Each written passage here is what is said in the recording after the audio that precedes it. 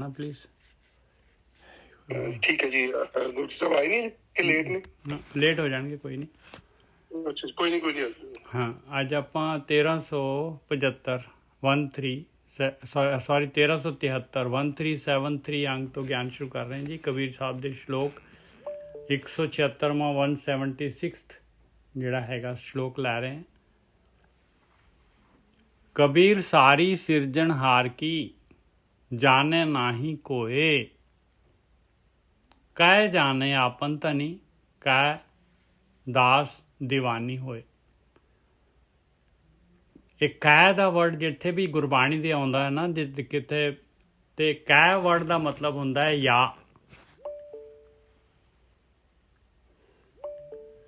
कह दा मतलब है या। कबीर सारी सिरजनहार की जाने नाही कोई।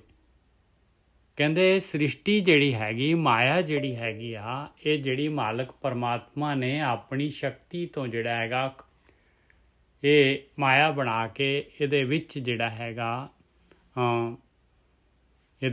ਹੈਗਾ ਨੂਰ ਜਿਹੜਾ ਹੈਗਾ, ਪ੍ਰਕਾਸ਼ ਜਿਹੜਾ ਹੈਗਾ, ਉਹਦੇ ਨਾਲ ਸਾਰੀਆਂ ਜਿਹੜੀਆਂ ਹੈਗੀਆਂ ਜੋਤਾਂ ਦੁਨੀਆ ਦੇ ਵਿੱਚ ਭੇਜੀਆਂ ਆ। ਇਹ ਪੰਜਾਂ ਤੱਤਾਂ ਦੇ ਨਾਲ ਇਹ ਜਿਹੜੀ ਮਾਇਆ ਹੈਗੀ, ਜਿਹੜਾ ਆਪਾਂ ਨੂੰ ਦਿਸ ਰਿਹਾ ਹੈ ਸਾਰਾ, ਇਹ ਵੀ ਲਾਈਵ ਹੈਗਾ। ਇਹ ਸ਼ਕਤੀ ਹੈ ਮਾਲਕ ਪਰਮਾਤਮਾ ਦੀ। ਇਹ ਸ਼ਕਤੀ ਹੈ। ਇਹਨੂੰ ਆਪਾਂ ਇਹ ਦੇਖੋ, ਇਹ ਆਟੋਮੈਟਿਕਲੀ ਇਹਦੇ ਵਿੱਚੋਂ ਹੀ ਦੇਖੋ, ਪਾਣੀ ਦੇ ਵਿੱਚੋਂ ਆਟੋਮੈਟਿਕਲੀ ਜੀਵ ਪੈਦਾ ਹੋ ਜਾਂਦੇ ਆ। ਹਰ ਚੀਜ਼ ਲਾਈਵ ਹੈ। ਦੇਖੋ ਧਰਤੀ, ਸਾਰਾ ਕੁਛ ਜਿਹੜਾ ਹੈਗਾ ਉਹ ਮਾਲਕ ਪਰਮਾਤਮਾ ਦਾ ਇਹ ਪਾਵਰ ਹੈਗੀ ਆ। ਇਹਨੂੰ ਕੋਈ ਨਸ਼ਟ ਨਹੀਂ ਕਰ ਸਕਦਾ, ਉਸ ਮਾਲਕ ਪਰਮਾਤਮਾ ਦੀ ਤਾਕਤ ਨੂੰ। कबीर सारी सिरजनहार की, उस सिरजनहार ने, उस मालक परमात्मा ने इस नू पैदा किया है सृष्टि नू, माया नू जो दिस रही आपां नू। माया क्यों कहने आ? ज्यादा है तो सच है ये, क्योंकि मालक परमात्मा की शक्ति है। इनू कौन मिटा सकता है? कौन इनू जिहड़ा हैगा नष्ट कर सकता है भाई? इस करके सच हैगी आ, पर है ये माया, क्योंकि ये जिहड़ा हैगा ये शक्ति है। शक्ति दे नाल मालक ने शक्ति दे नाल सारा कुछ किया होया। जिमें कोई जिहड़ा हैगा एक जादूगर जिहड़ा हैगा, जादू तमाशे दे नाल जिहड़ा हैगा सारा जिहड़ा हैगा इलूजन क्रिएट कर दिंदा है, और बाद विच जदों सारा समेट लैंदा है तो कल्ला ही हुंदा है। उस तरीके दे नाल ये मालक परमात्मा दी सारी हुई है, पैदा कीती हुई है। उस मालक परमात्मा दी जाने ना ही कोई, कहंदे कोई इहनूं इस भेत नूं समझदा ही नहीं है। सारे ਇਹਦੇ ਵਿੱਚ ਧੋਖਾ ਖਾਏ ਜਾ ਰਹੇ ਆ। ਜਿਵੇਂ ਜਿਹੜੇ ਹੈਗੇ ਉਹ ਜਿਹੜਾ ਹੈਗਾ ਦੁਰਯੋਧਨ ਸੀਗਾ, ਜਿਹੜਾ ਹੈਗਾ ਉਹਨੇ ਐਸਾ ਜਿਹੜਾ ਲੱਖ ਦਾ ਮਹਿਲ ਬਣਾਇਆ ਸੀਗਾ, ਔਰ ਉੱਥੇ ਉਹ ਫਰਸ਼ ਐਸਾ ਬਣਾਇਆ ਕਿ ਇੰਜ ਲੱਗੇ ਕਿ ਉੱਥੇ ਪਾਣੀ ਹੈਗਾ। ਉੱਥੇ ਪਾਣੀ ਸੀਗਾ ਹੀ ਨਹੀਂ। ਉਹਨਾਂ ਨੇ ਧੋਤੀਆਂ ਚੁੱਕ ਲੀਆਂ ਆਪਣੀਆਂ, ਔਰ ਜਿੱਥੇ ਦਰਵਾਜ਼ਾ ਬਣਾਇਆ ਸੀ ਉੱਥੇ ਦਰਵਾਜ਼ਾ ਸੀਗਾ ਹੀ ਨਹੀਂ। ਠਾਹ ਜਾ ਕੇ ਸਿਰ ਵੱਜਿਆ ਤੇ ਉਹ ਕਹਿੰਦੀ ਅੰਨੇ ਦੀ ਔਲਾਦ ਅੰਨੀ। ਇੱਥੋਂ ਫਿਰ ਮਹਾਭਾਰਤ ਸ਼ੁਰੂ ਹੋ ਗਈ। ਐਸੇ ਤਰੀਕੇ ਦੇ ਨਾਲ ਇਹ ਜਿਹੜਾ ਹੈਗਾ ਪਰਮਾਤਮਾ ਨੇ ਜਿਹੜੀ ਸ੍ਰਿਸ਼ਟੀ ਬਣਾਈ ਹੋਈ ਆ, ਇਹਦਾ ਭੇਤ ਨਹੀਂ ਸਮਝਦੇ ਭਾਈ ਕੋਈ। ਕਹਿ ਜਾਣੇ ਆਪਨ ਧਨੀ। ਹਾਂ, ਕਹਿੰਦੇ ਸਮਝਣ ਵਾਲੇ ਵੀ ਹੈਗੇ ਆ ਭਾਈ। ਇੱਕ ਤਾਂ ਕਹਿੰਦੇ ਜਿਹਨੇ ਬਣਾਈ ਆ ਉਹ ਧਨੀ, ਉਹ ਮਾਲਕ ਪਰਮਾਤਮਾ, ਉਹ ਜਾਣਦਾ ਇਹਦਾ ਭੇਤ। ਕਹਿ ਜਾਣੇ, ਜਾਂ ਤਾਂ ਉਹ ਜਾਣਦਾ ਹੈ ਆਪਨ ਧਨੀ, ਆਪ ਉਹ ਧਨੀ। ਕਹਿ ਦਾਸ ਦੀਵਾਨੀ ਹੋਏ, ਜਾਂ ਜਿਹੜੇ ਹੈਗੇ ਪਰਮੇਸ਼ਰ ਦੇ ਦਾਸ ਜਿਹੜੇ ਹੈਗੇ, ਜਿਹਦੇ ਉਹਦੇ ਨਾਲ ਰਹਿਣ ਵਾਲੇ ਜਿਹੜੇ ਹੈਗੇ, ਉਹਦੀ ਯਾਦ ਦੇ ਵਿੱਚ ਰਹਿਣ ਵਾਲੇ ਜਿਹੜੇ ਹੈਗੇ ਆ, ਉਹਦੇ ਦੀਵਾਨ ਦੇ ਵਿੱਚ ਜਿਹੜੇ ਹੈਗੇ ਆ, ਉਹ ਦਾਸ ਜਿਹੜੇ ਹੈਗੇ, ਜਿਹੜੇ ਉਹ ਮਾਲਕ ਪਰਮਾਤਮਾ ਦੇ ਨਾਲ ਜੁੜੇ ਰਹਿੰਦੇ ਆ, ਉਹ ਕਹਿੰਦੇ ਆ, ਉਹ ਜਾਣਦੇ ਆ ਭਾਈ। ਜਾਂ ਮਾਲਕ ਜਾਣਦਾ ਹੈ ਜਾਂ ਦਾਸ ਜਾਣਦੇ ਆ। ਬਾਕੀ ਜਿਹੜੀ ਹੈਗੀ ਸ੍ਰਿਸ਼ਟੀ ਜਿਹੜੀ ਹੈ, ਲੋਕੀ ਜਿਹੜੇ ਹੈਗੇ, ਮੈਜੋਰਟੀ ਜਿਹੜੀ ਹੈਗੀ, ਉਹ ਧੋਖਾ ਖਾਈ ਜਾ ਰਹੀ। ਹਾਂਜੀ ਸੁਖਵਿੰਦਰ ਜੀ। ਹਾਂਜੀ, ਇਹ ਜਿਹੜੀ ਕਬੀਰ ਸਾਹਿਬ ਦਾ ਸ਼ਲੋਕ ਹੈ, ਇਹ ਮਾਲਕ ਦੇ ਉਹ ਦੋ ਸਰੂਪਾਂ ਦੀ ਗੱਲ ਕਰ ਰਹੇ ਨੇ। ਪਹਿਲਾਂ ਵੀ ਉਹ ਜਿਹੜਾ ਸਰਗੁਣ ਸਰੂਪ ਹੈ, ਜਿਹੜੀ ਜਿੰਨਾ ਵੀ ਅਸੀਂ ਇਸ ਨਾ ਅੱਖਾਂ ਨਾਲ ਬਾਹਰ ਮੁਖੀ ਜੋ ਜਗਤ ਦੇਖ ਰਹੇ ਹਾਂ, ਇਹ ਸਾਰਾ ਉਸ ਸਿਰਜਣਹਾਰ ਦੀ ਮਾਇਆ, ਉਹਦੀ ਸਾਰੀ ਬਣਾਈ ਹੋਈ ਖੇਡ ਹੈ ਜੋ ਸਾਨੂੰ ਸਾਡੀਆਂ ਬਾਹਰਲੀਆਂ ਅੱਖਾਂ ਨਾਲ ਬਾਹਰ ਵਾਲੇ ਪਾਸੇ ਨੂੰ ਦਿਸ ਰਿਹਾ ਸਾਰਾ, ਤੇ ਉਹਨੂੰ ਉਹ ਆਪ ਹੀ ਜਾਣਦਾ ਕਿਉਂਕਿ ਉਹਨੇ ਬਣਾਈ ਹੈ ਉਹ। ਕਿਉਂਕਿ ਜਾ ਕਰਤਾ ਸਿਰਠੀ ਕੋ ਜਾਣੇ, ਜਾ ਕਰਤਾ ਸਿਰਠੀ ਕੋ ਸਾਜੇ, ਆਪੇ ਜਾਣੇ ਸੋਈ। ਤੇ ਉਹਨੂੰ ਪਤਾ ਵੀ ਉਹ, ਕਿਉਂਕਿ ਉਹ ਤਾਂ ਨਹੀਂ ਹੈ। ਜਾਂ ਫਿਰ ਥੋੜਾ ਭੇਦ ਕੁੰਜੀ ਜਿਹੜੇ ਉਸਦੀ ਭਗਤੀ ਚ ਲੱਗੇ ਨੇ, ਕੁਛ ਭਗਤ ਜਨ, ਤੂੰ ਭਗਤਾਂ ਕੇ ਬਸ ਭਗਤਾਂ ਤਾਣ ਤੇਰਾ, ਉਹ ਜਾਂ ਫਿਰ ਉਹ ਜਾਣਦੇ, ਬਸ ਦੋ ਹੀ ਹੈ ਉਹਨਾਂ ਦੀ ਦੀਵਾਨੀ। ਬਸ ਬਿਲਕੁਲ ਦਾਸ ਦੀਵਾਨੀ ਹੋਏ ਤਾਂ ਇਹੀ ਮਤਲਬ ਹੋ ਗਿਆ ਨੇ। ਹਾਂਜੀ ਬਿਲਕੁਲ, ਉਹ ਜਾਂ ਫਿਰ ਉਹ ਜਾਣਦੇ ਜਾਂ ਮਾਲਕ ਆਪ ਜਾਣਦਾ। ਬਿਲਕੁਲ, ਉਹ ਉਹਦੇ ਦੀਵਾਨ ਚ ਰਹਿੰਦੇ ਆ। ਦੀਵਾਨ ਦਾ ਮਤਲਬ ਹੈ ਵੀ ਉਹਦੀ ਮਾਲਕ ਦੇ ਜੋੜੀ ਚ ਰਹਿੰਦੇ ਆ। ਹਾਂ, ਮਾਲਕ ਦੀ ਸੰਗਤ ਕਰਦੇ ਆ, ਮਾਲਕ ਦੇ ਵੱਲ ਨੂੰ ਚੱਲਦੇ ਆ, ਮਾਲਕ ਦੇ ਨਾਲ ਜੁੜੇ ਹੋਏ ਆ ਮਾਲਕ, ਕਿਉਂਕਿ ਹਾਂ। ਤੇ ਇਹ ਹੋਇਆ। ਇਸ ਤੋਂ ਅਗਲਾ, ਕਬੀਰ ਭਲੀ ਭਈ ਜੋ ਪਉ ਭਰਿਆ, ਦਿਸਾ ਗਈ ਸਭ ਭੂਲ। ਕਹਿੰਦੇ ਮੈਨੂੰ ਤਾਂ ਬਹੁਤ ਹੀ ਵਧੀਆ ਹੋ ਗਿਆ। ਕਬੀਰ ਜੀ ਕਹਿੰਦੇ ਆ ਬਈ ਮੈਨੂੰ ਜਿਹੜਾ ਹੈਗਾ, ਮੈਨੂੰ ਮੇਰੇ ਅੰਦਰ ਜਿਹੜਾ ਹੈਗਾ ਡਰ ਪੈਦਾ ਹੋ ਗਿਆ, ਮੇਰੇ ਅੰਦਰ ਡਰ ਪੈਦਾ ਹੋ ਗਿਆ। ਜਦ ਇਨਸਾਨ ਦੇ ਅੰਦਰ ਡਰ ਪੈਦਾ ਹੁੰਦਾ ਹੈ, ਕਿਉਂਕਿ ਜਿਹੜਾ ਹੈਗਾ ਡਰ ਪੈਦਾ ਹੋਊਗਾ ਤਦ ਜਦ ਜਿਹੜਾ ਹੈਗਾ ਉਹਨੂੰ ਜਿਹੜਾ ਹੈਗਾ ਸੱਟ ਲੱਗਦੀ ਆ। ਇਸ ਮਾਇਆ ਤੋਂ ਜਿਹੜਾ ਠੋਕਰਾਂ ਖਾਂਦਾ ਹੈ ਅਤੇ ਸੱਟ ਲੱਗਦੀ ਆ, ਕਿਉਂਕਿ ਮਾਇਆ ਐਸੀ ਹੈਗੀ ਆ। ਪਹਿਲਾਂ ਤਾਂ ਮਾਇਆ ਜਿਹੜੀ ਹੈਗੀ ਆ, ਇਹ ਸਵਾਦ ਐਸੇ ਹੈ ਇਹਦੇ ਵਿੱਚ, ਤੇ ਬੰਦਾ ਜਿਹੜਾ ਹੈਗਾ ਚੀਕਦਾ ਹੈ ਮਾਇਆ ਦੇ ਨਾਲ, ਦੁਖੀ ਹੁੰਦਾ ਹੈ, ਪਰ ਜਿਹੜਾ ਹੈਗਾ ਉਹਨੂੰ ਛੱਡ ਨਹੀਂ ਪਾਉਂਦਾ। ਉਹਨੂੰ ਉਹ ਹੋਰ ਚਾਹੁੰਦਾ ਹੈ ਕਿ ਹੋਰ ਮਿਲੇ ਮੈਨੂੰ, ਦਰਦ ਨਾਲ ਚਿਲਾਉਂਦਾ ਹੈ, ਪਰ ਫਿਰ ਹਾਲੇ ਵੀ ਪੁਕਾਰਦਾ, ਕਹਿੰਦੇ ਹੋਰ ਮਿਲੇ। ਕਬੀਰ ਸਾਹਿਬ ਹੀ ਕਹਿੰਦੇ ਆ ਇਹ ਗੱਲ। ਕਹਿੰਦੇ ਕਬੀਰ ਭਲੀ ਭਰੀ ਜੋ ਪਉ ਭਰਿਆ, ਕਹਿੰਦੇ ਬਹੁਤ ਵਧੀਆ ਹੋ ਗਿਆ, ਵਧੀਆ ਹੋ ਗਿਆ। ਮੈਨੂੰ ਜਿਹੜਾ ਹੈਗਾ ਉਹ ਮਾਲਕ ਪਰਮਾਤਮਾ ਕੰਟਰੋਲਰ ਜਿਹੜਾ ਹੈਗਾ ਉਹਦਾ ਮੈਨੂੰ ਪਤਾ ਲੱਗ ਗਿਆ ਬਈ ਉਹਨੇ ਤਾਂ ਮੈਨੂੰ ਥੋੜ੍ਹੇ ਸਮੇਂ ਵਾਸਤੇ ਮੈਨੂੰ ਇਹ ਸਰੀਰ ਦਿੱਤਾ ਹੋਇਆ, ਮੇਰਾ ਤਾਂ ਹਿਸਾਬ ਕਿਤਾਬ ਹੋਣਾ ਹੈ, ਔਰ ਮੈਨੂੰ ਤਾਂ ਜੂਨਾਂ ਵੀ ਹੈਗੀਆਂ, 84 ਲੱਖ ਜੂਨਾਂ ਮੇਰੇ ਸਾਹਮਣੇ ਸਾਰੇ ਜੀਵ ਤੁਰੇ ਫਿਰਦੇ ਆ, ਇਹਨਾਂ ਦੇ ਵਿੱਚ ਵੀ ਉਹੀ ਆਤਮਾ ਹੈਗੀ ਆ। ਕਹਿੰਦੇ ਮੈਨੂੰ ਤਾਂ ਬਹੁਤ ਵਧੀਆ ਹੋ ਗਿਆ ਜਿਹੜਾ ਮੇਰੇ ਅੰਦਰ ਡਰ ਪੈਦਾ ਹੋ ਗਿਆ ਉਸ ਮਾਲਕ ਪਰਮਾਤਮਾ ਦਾ। ਔਰ ਮੈਂ ਜਿਹੜਾ ਹੈਗਾ ਇਹ ਮਨ ਜਿਹੜਾ ਹੈਗਾ 4 ਛਪੇਰੇ 10 ਦਿਸ਼ਾਵਾਂ ਦੇ ਵਿੱਚ ਮੈਨੂੰ ਲਈ ਉੱਡੀ ਫਿਰਦਾ ਸੀਗਾ, ਕਹਿੰਦੇ ਮੈਂ ਇਹਨੂੰ ਰੋਕਿਆ ਭਾਈ। ਕਬੀਰ ਭਲੀ ਭਈ ਜੋ ਪਉ ਭਰਿਆ, ਦਿਸਾ ਗਈ ਸਭ ਭੂਲ। ਫਿਰ ਕੀ ਹੋਇਆ? ਓਰਾ ਗਰ ਪਾਣੀ ਪਿਆ, ਜਾਏ ਮਿਲਿਓ ਢਲ ਕੂਲ। ਕਹਿੰਦੇ ਓਰਾ ਕਹਿੰਦੇ ਆ ਗੜਾ, ਬਰਫ਼ ਦਾ ਜਿਹੜਾ ਹੈ, ਦੇਖ ਲਓ ਬਰਫ਼ ਜਿਹੜੀ ਹੈਗੀ ਇੰਨੀ ਜ਼ਬਰਦਸਤ ਹੁੰਦੀ ਆ, ਉਹਦੀ ਆਈਡੈਂਟੀਟੀ ਬਰਫ਼ ਦੀ ਜਿਹੜੀ ਹੈਗੀ ਆ, ਮਾਰੋ ਕਿਸੇ ਦੇ ਬੰਦਾ ਮਰ ਜਾਏਗਾ, ਇੰਨੀ ਪਾਵਰ ਆ ਬਰਫ਼। ਪੱਥਰ ਵਾਂਗੂ ਹੁੰਦੀ ਆ ਬਰਫ਼। ਇਨਸਾਨ ਦੀ ਜਿਹੜੀ ਹੈਗੀ ਆਪਣੀ ਜਿਹੜੀ ਆਈਡੈਂਟੀਟੀ ਹੈਗੀ, ਆਹੀ ਤਾਂ ਹੈਗੀ ਆਪਣੀ ਹਉਮੈ। ਇਸੇ ਕਾਰਨ ਤਾਂ ਆਪਾਂ ਪਰਮਾਤਮਾ ਦੇ ਨਾਲ ਕੰਧ ਤਾਂ ਇਸੇ ਹਉਮੈ ਦੀ ਤਾਂ ਹੈਗੀ ਆ। ਕਹਿੰਦੇ ਓਰਾ ਗਰ ਪਾਣੀ ਪਿਆ, ਗਰ ਮਤਲਬ ਗਲ ਕੇ, ਓਰਾ ਕਹਿੰਦੇ ਆ ਓਲਾ। ਇਹ ਜਿਹੜੇ ਗੜੇ ਕਹਿੰਦੇ ਇਹ ਪਾਣੀ ਹੋ ਗਿਆ, ਵਾਪਸ ਪਾਣੀ ਹੋ ਗਿਆ। ਜਦ ਮੈਂ ਜਿਹੜਾ ਹੈਗਾ ਇਸ ਤਰੀਕੇ ਦੇ ਨਾਲ ਆਪਣੀ ਹਉਮੈ 'ਤੇ ਵਰਕਆਊਟ ਕੀਤਾ ਅਤੇ ਮੈਨੂੰ ਪਤਾ ਲੱਗਿਆ ਵੀ ਮੈਂ ਤਾਂ ਕੁਛ ਹੈ ਹੀ ਨਹੀਂ ਹੈਗਾ ਭਾਈ। ਇਹ ਤਾਂ ਜਿਹੜਾ ਮਨ ਤੂੰ ਜੋਤ ਸਰੂਪ ਹੈ, ਆਪਣਾ ਮੂਲ ਪਛਾਣ। ਓਰਾ ਗਰ ਪਾਣੀ ਪਿਆ, ਜਾਏ ਮਿਲਿਓ ਢਲ ਕੂਲ। ਕਹਿੰਦੇ ਵਾਪਸ ਜਾ ਕੇ ਜਿਹੜਾ ਹੈਗਾ ਆਪਣੇ ਜਿਹੜੇ ਹੈਗੇ ਕੁੱਲ ਦੇ ਵਿੱਚ ਜਾ ਕੇ ਮਿਲ ਗਿਆ, ਜਿੱਥੋਂ ਪੈਦਾ ਹੋਇਆ ਸੀਗਾ।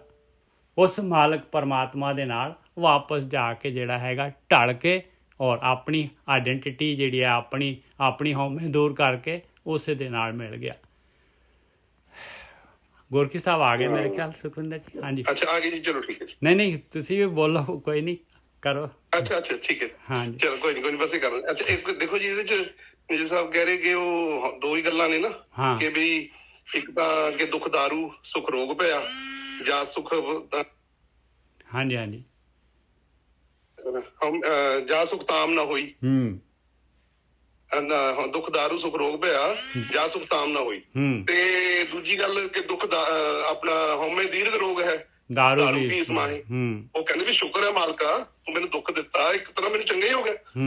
ਮੈਂ ਤਾਂ ਬਰਫ਼ ਦੀ ਸਿੱਲੀ ਵਰਗਾ ਸੀ। ਬਿਲਕੁਲ। ਤੇ ਜੇ ਤੂੰ ਬੜਾ ਜਿਹਾ ਸੇਕ ਲਾਇਆ ਤੇ ਤਾਂ ਮੈਂ ਜਾ ਕੇ ਪਿਘਲਿਆ।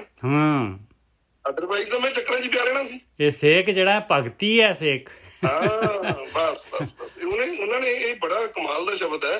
ਦੇਖੋ, ਇਹਦੇ ਬਿਨਾਂ ਜੇ ਭਾਵ ਬਿਨ ਭਾਵ ਨਾ ਉਪਜੇ, ਹਨਾ, ਜਿੰਨੀ ਦੇਰ ਉਹਦਾ ਮਾਲਕ ਦਾ ਡਰ, ਉਹ ਐਸਾ ਡਰ ਜਿਹਦੇ ਵਿੱਚ ਖਿੱਚਿਆ ਜਾ ਰਿਹਾ ਬੰਦਾ, ਹਾਂ, ਪਿਆਰ ਪੈਦਾ ਹੋ ਰਿਹਾ। ਬਿਲਕੁਲ ਸਹੀ ਗੱਲ। ਉਹ ਭਾਵ ਪੈਦਾ ਹੋ ਗਿਆ, ਪੈਦਾ ਹੋ ਗਿਆ। ਬਸ ਤਾਂ ਬਹੁਤ ਵਧੀਆ ਵੀਰ ਜੀ। ਵਾਹਿਗੁਰੂ ਜੀ ਕਾ ਖਾਲਸਾ, ਵਾਹਿਗੁਰੂ ਜੀ ਫਤਿਹ। ਹੁਣ ਤੁਸੀਂ ਆ ਨਹੀਂ, ਕੋਈ ਨਹੀਂ, ਕੰਟੀਨਿਊ ਕਰਦੇ, ਮੈਂ ਅੱਜ ਵਿਚਾਰ ਕਰ ਲੈਂਦਾ। ਨਹੀਂ ਕੋਈ ਨਾ ਵੀਰ ਜੀ, ਪਲੀਜ਼ ਹਾਂਜੀ, ਚਲੋ ਕੋਈ ਨਹੀਂ। ਹਾਂਜੀ ਨਿਜਰ ਸਾਹਿਬ, ਇਹ ਤੁਕ ਹੋ ਗਈ ਹੈ ਕਿ ਦੇਖੋ ਵੈਸੇ ਤੁਕ ਬੋਲਣੀ ਜ਼ਰੂਰੀ ਹੈ। 1 ਮਿੰਟ ਰੁਕੋ, ਇਹ ਥੋੜੀ ਨਾ ਤੁਕ ਤੇ ਖੋਲਣੀ ਪੈਣੀ ਹੈ।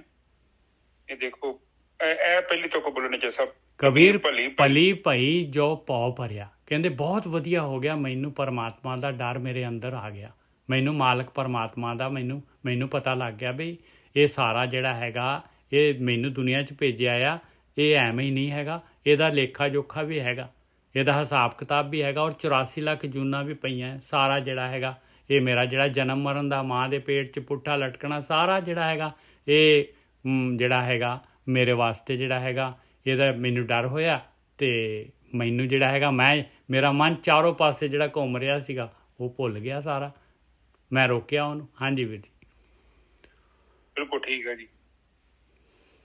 ਸਾਧ ਸੰਗਤ ਜੀ, ਉਹ ਕਹਿੰਦੇ ਆ ਕਿ ਬਹੁਤ ਵਧੀਆ ਕੰਮ ਹੋ ਗਿਆ। ਬਹੁਤ ਵਧੀਆ ਕੰਮ ਹੋ ਗਿਆ। ਕਹਿਣ ਤੋਂ ਭਾਵ ਹੈ ਕਿ ਜਿੱਦਾਂ ਕੋਈ ਏਦਾਂ ਕਹਿ ਦੇ ਕਿ ਬਈ ਸ਼ੇਅਰ ਮਾਰਕੀਟ ਹੁਣ ਡਾਊਨ ਹੋਣ ਵਾਲੀ ਆ, ਜਾਂ ਜ਼ਮੀਨ ਦਾ ਰੇਟ ਘਟ ਜਾਏਗਾ ਤੇ ਤੁਸੀਂ ਆਪਣਾ ਇੱਕ ਪਲਾਟ ਜਾਂ ਸ਼ੇਅਰ ਵੇਚ ਦਿਓ ਤੇ ਤੁਸੀਂ ਉਹਦੇ ਧੰਨਵਾਦੀ ਹੋਵੋਗੇ, ਕਿਉਂਕਿ ਆਉਣ ਵਾਲੇ ਸਮੇਂ 'ਚ ਜੋ ਹੋਣ ਵਾਲਾ ਸੀ ਉਹ ਪਹਿਲਾਂ ਪਤਾ ਲੱਗ ਗਿਆ। ਬਿਲਕੁਲ ਠੀਕ ਹੈ। ਉਹ ਕਬੀਰ ਸਾਹਿਬ ਕਹਿੰਦੇ ਨੇ ਕਿ ਬਹੁਤ ਵਧੀਆ ਹੋਇਆ, ਮੈਨੂੰ ਇਸ ਚੀਜ਼ ਦਾ ਪਤਾ ਲੱਗ ਗਿਆ ਕਿ ਬਈ ਇਹ ਤੇ ਸੰਸਾਰ ਇੱਕ ਮਾਇਆ ਹੈ, ਇਹ ਕੋਈ ਜ਼ਿਆਦਾ ਲੰਬੀ ਚੌੜੀ ਕਹਾਣੀ ਨਹੀਂ। ਉਹ ਮੇਰੀ ਜ਼ਿੰਦਗੀ ਜਿੱਦਾਂ ਬੀਤ ਗਈ ਆ ਪਹਿਲੀ, ਤੇ ਜੇ ਮੈਨੂੰ ਨਾ ਗਿਆਨ ਹੁੰਦਾ ਤੇ ਇਹ ਵੀ ਜਿਹੜੀ ਅਗਲੀ ਵੀ ਮੇਰੀ ਨਿਕਲ ਜਾਣੀ ਸੀ। ਪਰ ਹੁਣ ਮੈਨੂੰ ਇੰਨਾ ਪਤਾ ਲੱਗ ਗਿਆ ਕਿ ਮੈਂ ਹੁਣ ਕੁਝ ਕਰ ਸਕਦਾ। ਬਿਲਕੁਲ ਸਹੀ ਗੱਲ ਹੈ, ਬਿਲਕੁਲ ਸਹੀ ਹੈ। ਹੁਣ ਮੈਂ ਇਸ ਲੈਵਲ ਤੇ ਬੈਠਾ ਕਿ ਹੁਣ ਮੈਨੂੰ ਜ਼ਿਆਦਾ ਟੈਨਸ਼ਨ ਨਹੀਂ ਹੈਗੀ, ਪਰ ਇਸ ਦਿਸ਼ਾ ਦੇ ਵੱਲ ਮੈਂ ਹੁਣ ਇੰਨੀ ਸਪੀਡ ਨਾਲ ਗਤੀ ਕੀਤੀ ਤੇ ਮੇਰੀਆਂ ਜਿਹੜੀਆਂ ਦੂਜੀਆਂ ਫਾਲਤੂ ਦੀਆਂ ਦੌੜਾਂ ਸਨ, ਭੱਜਾਂ ਸਨ, ਉਹ ਸਭ ਖਤਮ ਹੋ ਗਈਆਂ। ਕਿਉਂਕਿ ਜਦ ਤੱਕ ਦੇਖੋ, ਹੁਣ ਕੰਮ ਤੇ ਇੱਕ ਹੀ ਹੋਣਾ, ਜਾਂ ਸੰਸਾਰ ਹੈ ਜਾਂ ਪਰਮਾਤਮਾ ਹੈ। ਪਰ ਇਹ ਨਹੀਂ ਪਰਮਾਤਮਾ ਕਹਿੰਦਾ ਤੂੰ ਸੰਸਾਰ ਨੂੰ ਛੱਡ ਕੇ ਭੱਜ ਜਾ, ਪਰ ਜਦੋਂ ਤੁਸੀਂ ਪਰਮਾਤਮਾ ਨੂੰ ਮੁੱਖ ਰੱਖ ਲਿਆ ਨਾ, ਸੰਸਾਰ ਤੁਹਾਡਾ ਹਾਲਤ ਤੇ ਪਲਤ ਦੋਨੋਂ ਹੀ ਸਵਾਰੇ ਜਾਣੇ ਆ। ਬਿਲਕੁਲ ਸਹੀ, ਕੋਈ ਦੋ ਰਾਇ ਨਹੀਂ ਹੈਗੀਆਂ। ਉਹ ਤਾਂ ਕਹਿੰਦਾ, ਪਰਮਾਤਮਾ ਕਹਿੰਦਾ ਤੇਰੇ ਮੈਂ ਦੁਨੀਆ ਦੇ ਕੰਮ ਤਾਂ ਮੈਨੂੰ ਦੇ ਦੇ, ਤੂੰ ਬਸ ਤੂੰ ਮੇਰਾ ਕੰਮ ਕਰ ਦੇ, ਮੈਂ ਤੇਰਾ ਸਾਰੇ ਕੰਮ ਕਰ ਦੇਣਾ। ਹਾਂ, ਕਿਉਂਕਿ ਦੇਖੋ ਜਿਹੜੇ ਇਹ ਕੰਮ ਹੁੰਦਾ ਵਾ, ਕੰਮ ਤੇ ਇਹੋ ਹੀ ਆ ਕਿ ਤੁਹਾਡੇ ਮਨ ਦੀ ਸਥਿਤੀ ਕੀ ਹੈ। ਜਦੋਂ ਤੁਹਾਡਾ ਮਨ ਜਿਹੜਾ ਵਾ ਕਨਫਿਊਜ਼ਡ ਆ, ਕਲੀਅਰ ਨਹੀਂ ਆ, ਉਹਨੂੰ ਵਿਚਾਰੇ ਨੂੰ ਪਤਾ ਨਹੀਂ ਆ ਮੈਂ ਜਾਣਾ ਕਿੱਧਰ ਆ, ਔਰ ਜਦੋਂ ਉਹਨੂੰ ਪਤਾ ਲੱਗ ਜਾਏ ਨਾ ਮੈਨੂੰ ਜਾਣਾ ਕਿੱਧਰ ਆ, ਤੇ ਫਿਰ ਤੇ ਗੇਮ ਸੁਲਝ ਗਈ। ਹੁਣ ਮੈਂ ਜੰਗਲ 'ਚ ਗਿਆ, ਉੱਥੇ ਜੰਗਲ 'ਚ ਮੈਂ ਗਵਾਚ ਜਾਵਾਂ ਤੇ ਕੀ ਮੈਂ ਸਿਆਣਾ ਵਾਂ?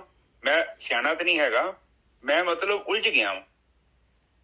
ਪਰ ਜਦੋਂ ਮੈਨੂੰ ਕਿਸੇ ਨੇ ਦੱਸਤਾ ਵੀ ਇਹ ਡੰਡੀ ਇਸ ਰਸਤੇ ਪੈ ਜਾ, ਕਈ ਵਾਰੀ ਤੁਸੀਂ ਵੇਖੋ, ਤੁਸੀਂ ਕਿਸੇ ਅਣਜਾਣ ਸ਼ਹਿਰ 'ਚ ਜਾਂਦੇ, ਤੁਹਾਨੂੰ ਰਸਤੇ ਦਾ ਨਹੀਂ ਪਤਾ ਹੁੰਦਾ, ਤੇ ਕਿਸੇ ਕੋਲ ਪੁੱਛ ਲਈਏ ਤੇ ਉਹ ਬੰਦਾ ਕਹਿੰਦਾ ਭਾਈ ਇਹ ਰਸਤੇ ਦਾ ਮੈਨੂੰ ਚੰਗੀ ਤਰ੍ਹਾਂ ਪਤਾ, ਤੂੰ ਇਹ ਸੜਕ ਤੇ ਪਏਗਾ ਨਾ ਤੇ ਤੂੰ ਆਪਣੀ ਮੰਜ਼ਿਲ ਵੱਲ ਪਹੁੰਚ ਜਾਏਗਾ। ਇਹ ਮਤਲਬ ਕਹਿਣ ਤੋਂ ਭਾਵ ਹੈ ਕਿ ਆਪਾਂ ਇੱਧਰ ਉੱਧਰ ਸਮਾਂ ਨਹੀਂ ਬਰਬਾਦ ਕਰਾਂਗੇ। ਆਪਾਂ ਪਤਾ ਲੱਗ ਗਿਆ ਕਿ ਅਸੀਂ ਜਾਣਾ ਕਿੱਥੇ ਆ, ਉਧਰ ਦਿਸ਼ਾ ਵੱਲ ਗਤੀ ਕਰਾਂਗੇ ਤੇ ਨੈਚੁਰਲੀ ਜਿਹੜੀ ਕਨਫਿਊਜ਼ਨ ਸੀ, ਜਿਹੜੀ ਗਲਤ ਫਹਿਮੀਆਂ ਸਨ, ਉਹ ਦੂਰ ਹੋ ਜਾਣੀਆਂ। ਕਿਉਂਕਿ ਉੱਥੇ ਘੁੰਮ ਕੇ ਆਪਾਂ ਸਮਾਂ ਬਰਬਾਦ ਕਰ ਰਹੇ ਹਾਂ ਨਾ, ਹਜੇ ਤੇ ਸਾਨੂੰ ਰਸਤੇ ਦਾ ਪਤਾ ਹੀ ਨਹੀਂ ਹੈ। ਕਬੀਰ ਸਾਹਿਬ ਕਹਿੰਦੇ ਮੈਨੂੰ ਜਦੋਂ ਪਤਾ ਲੱਗ ਗਿਆ ਕਿ ਤੂੰ ਫਲਾਨੀ ਮੰਜ਼ਿਲ ਤੇ ਪਹੁੰਚਣਾ ਹੈ, ਤੇ ਫਿਰ ਆਟੋਮੈਟਿਕਲੀ ਉਹ ਮੰਜ਼ਿਲ ਦਾ ਵੀ ਪਤਾ ਲੱਗ ਗਿਆ, ਫਿਰ ਰਸਤੇ ਦਾ ਪਤਾ ਲੱਗ ਗਿਆ। ਤੇ ਜਦੋਂ ਰਸਤੇ ਦਾ ਪਤਾ ਲੱਗ ਗਿਆ, ਫਿਰ ਤੁਸੀਂ ਥੋੜੀ ਦੂਜੀਆਂ ਗਲੀਆਂ 'ਚ ਤੁਰੇ ਫਿਰੋਗੇ, ਤੁਸੀਂ ਨੈਚੁਰਲੀ ਉਸ ਰਸਤੇ ਤੇ ਚੱਲ ਪਓਗੇ ਜਿੱਥੇ ਤੁਹਾਡੀ ਮੰਜ਼ਿਲ ਹੈ। ਠੀਕ ਸਾਹਿਬ? ਬਿਲਕੁਲ। ਹਾਂ, ਤੇ ਉਹ ਫਿਰ ਜਦੋਂ ਤੁਸੀਂ ਮੰਜ਼ਿਲ ਵੱਲ ਚੱਲੋਗੇ ਤੇ ਨੈਚੁਰਲੀ ਤੁਸੀਂ ਆਪਣੀ ਮੰਜ਼ਿਲ ਤੇ ਪਹੁੰਚ ਜਾਓਗੇ। ਤੇ ਜੇ ਆਪਾਂ ਭਟਕੀ ਜਾਵਾਂਗੇ ਉੱਥੇ ਹੀ, ਮੇਰੇ ਵਰਗਾ ਕਿਤੇ ਸੱਜੇ ਚੱਲ ਜੇ 10 ਕਿਲੋਮੀਟਰ ਐ ਨੂੰ, 15 ਕਿਲੋਮੀਟਰ ਆਉਣੂ, ਤੇ ਪਹੁੰਚਣਾ ਕਿਤੇ ਵੀ ਨਹੀਂ, ਮੈਂ ਉੱਥੇ ਘੁੰਮੀ ਜਾਣਾ ਵਾ। ਕਬੀਰ ਸਾਹਿਬ ਇਹੋ ਕਹਿੰਦੇ ਨੇ ਕਿ ਰਸਤਾ ਪਤਾ ਨਹੀਂ ਸੀ, ਹੁਣ ਬਹੁਤ ਵਧੀਆ ਹੋ ਗਿਆ, ਰਸਤੇ ਦਾ ਪਤਾ ਲੱਗ ਗਿਆ। ਔਰ ਜਦੋਂ ਮੈਨੂੰ ਰਸਤੇ ਦਾ ਪਤਾ ਲੱਗ ਗਿਆ, ਫਿਰ ਭਾਵੇਂ ਸੜਕਾਂ ਸੱਜੇ ਬੰਨੇ ਖੱਬੇ ਬੰਨੇ ਜਾ ਰਹੀਆਂ ਨੇ, ਮੈਨੂੰ ਪਤਾ ਵਾ, ਪਰ ਹੁਣ ਮੈਨੂੰ ਪਤਾ ਵੀ ਮੈਂ ਜਾਣਾ ਕਿੱਧਰ ਹੈ। ਇਹ ਮੇਨ ਗੱਲ ਹੋ ਗਈ। ਬਿਲਕੁਲ ਸਹੀ ਗੱਲ ਹੈ।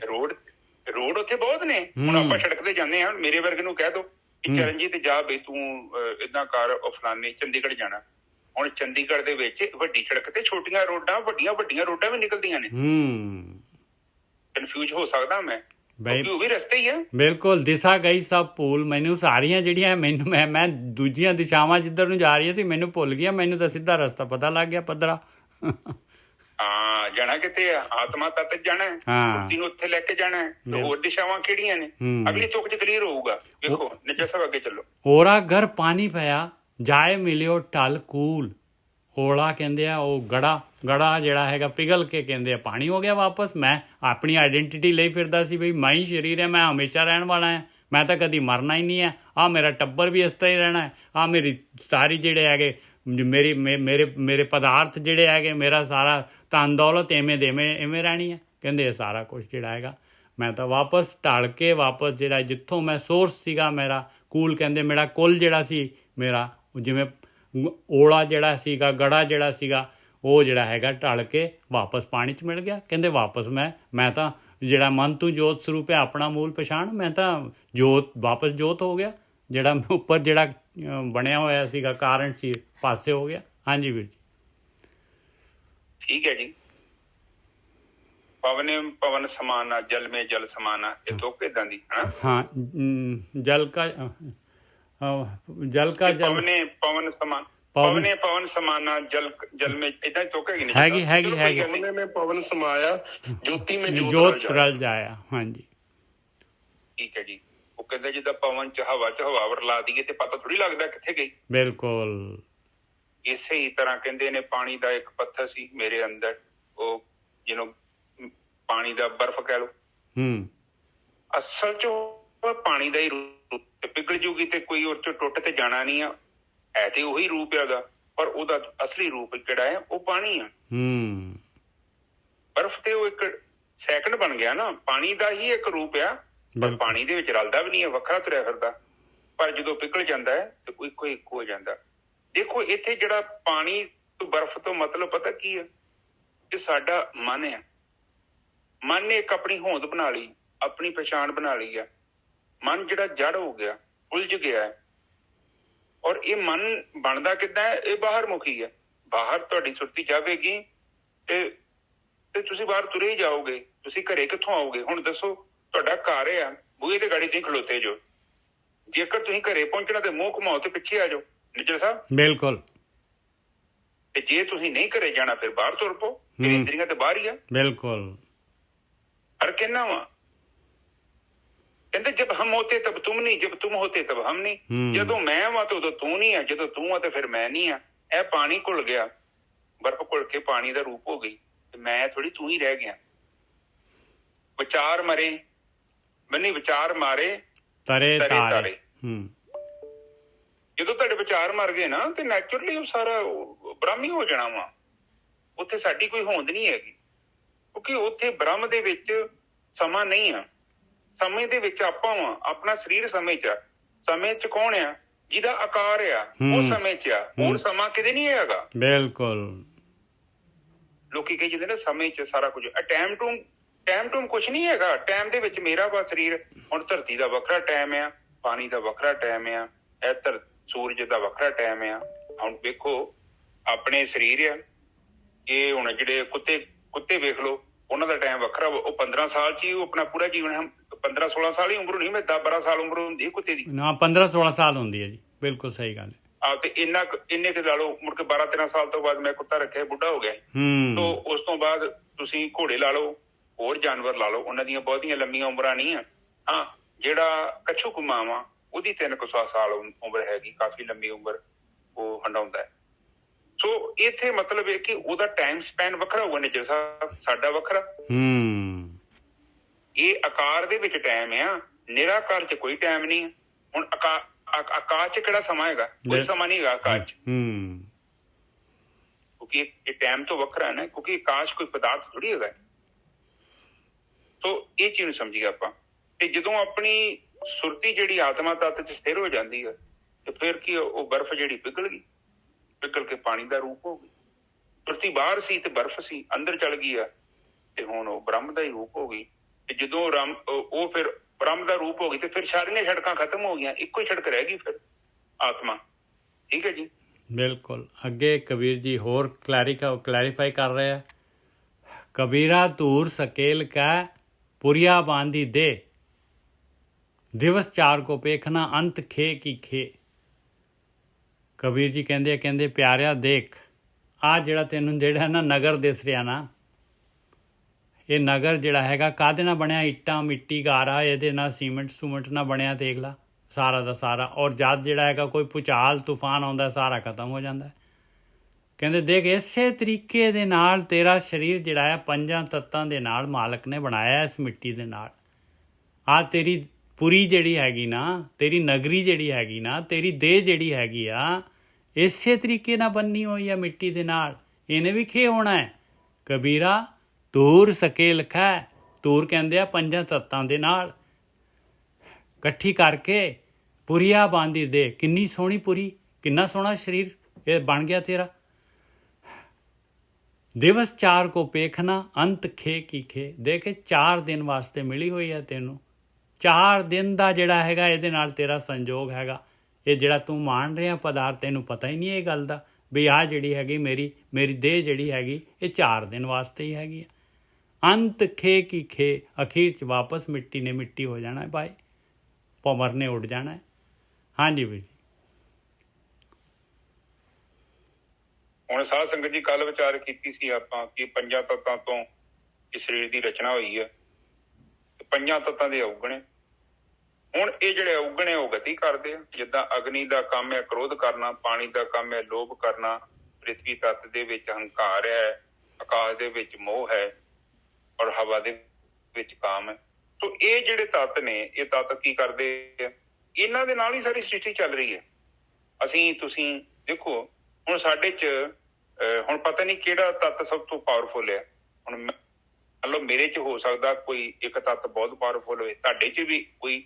ਇਹ ਨਹੀਂ ਕਿ ਸਾਰਿਆਂ ਦੇ ਇੱਕੋ ਤੱਤ ਪਾਵਰਫੁਲ ਹੁੰਦੇ ਆ।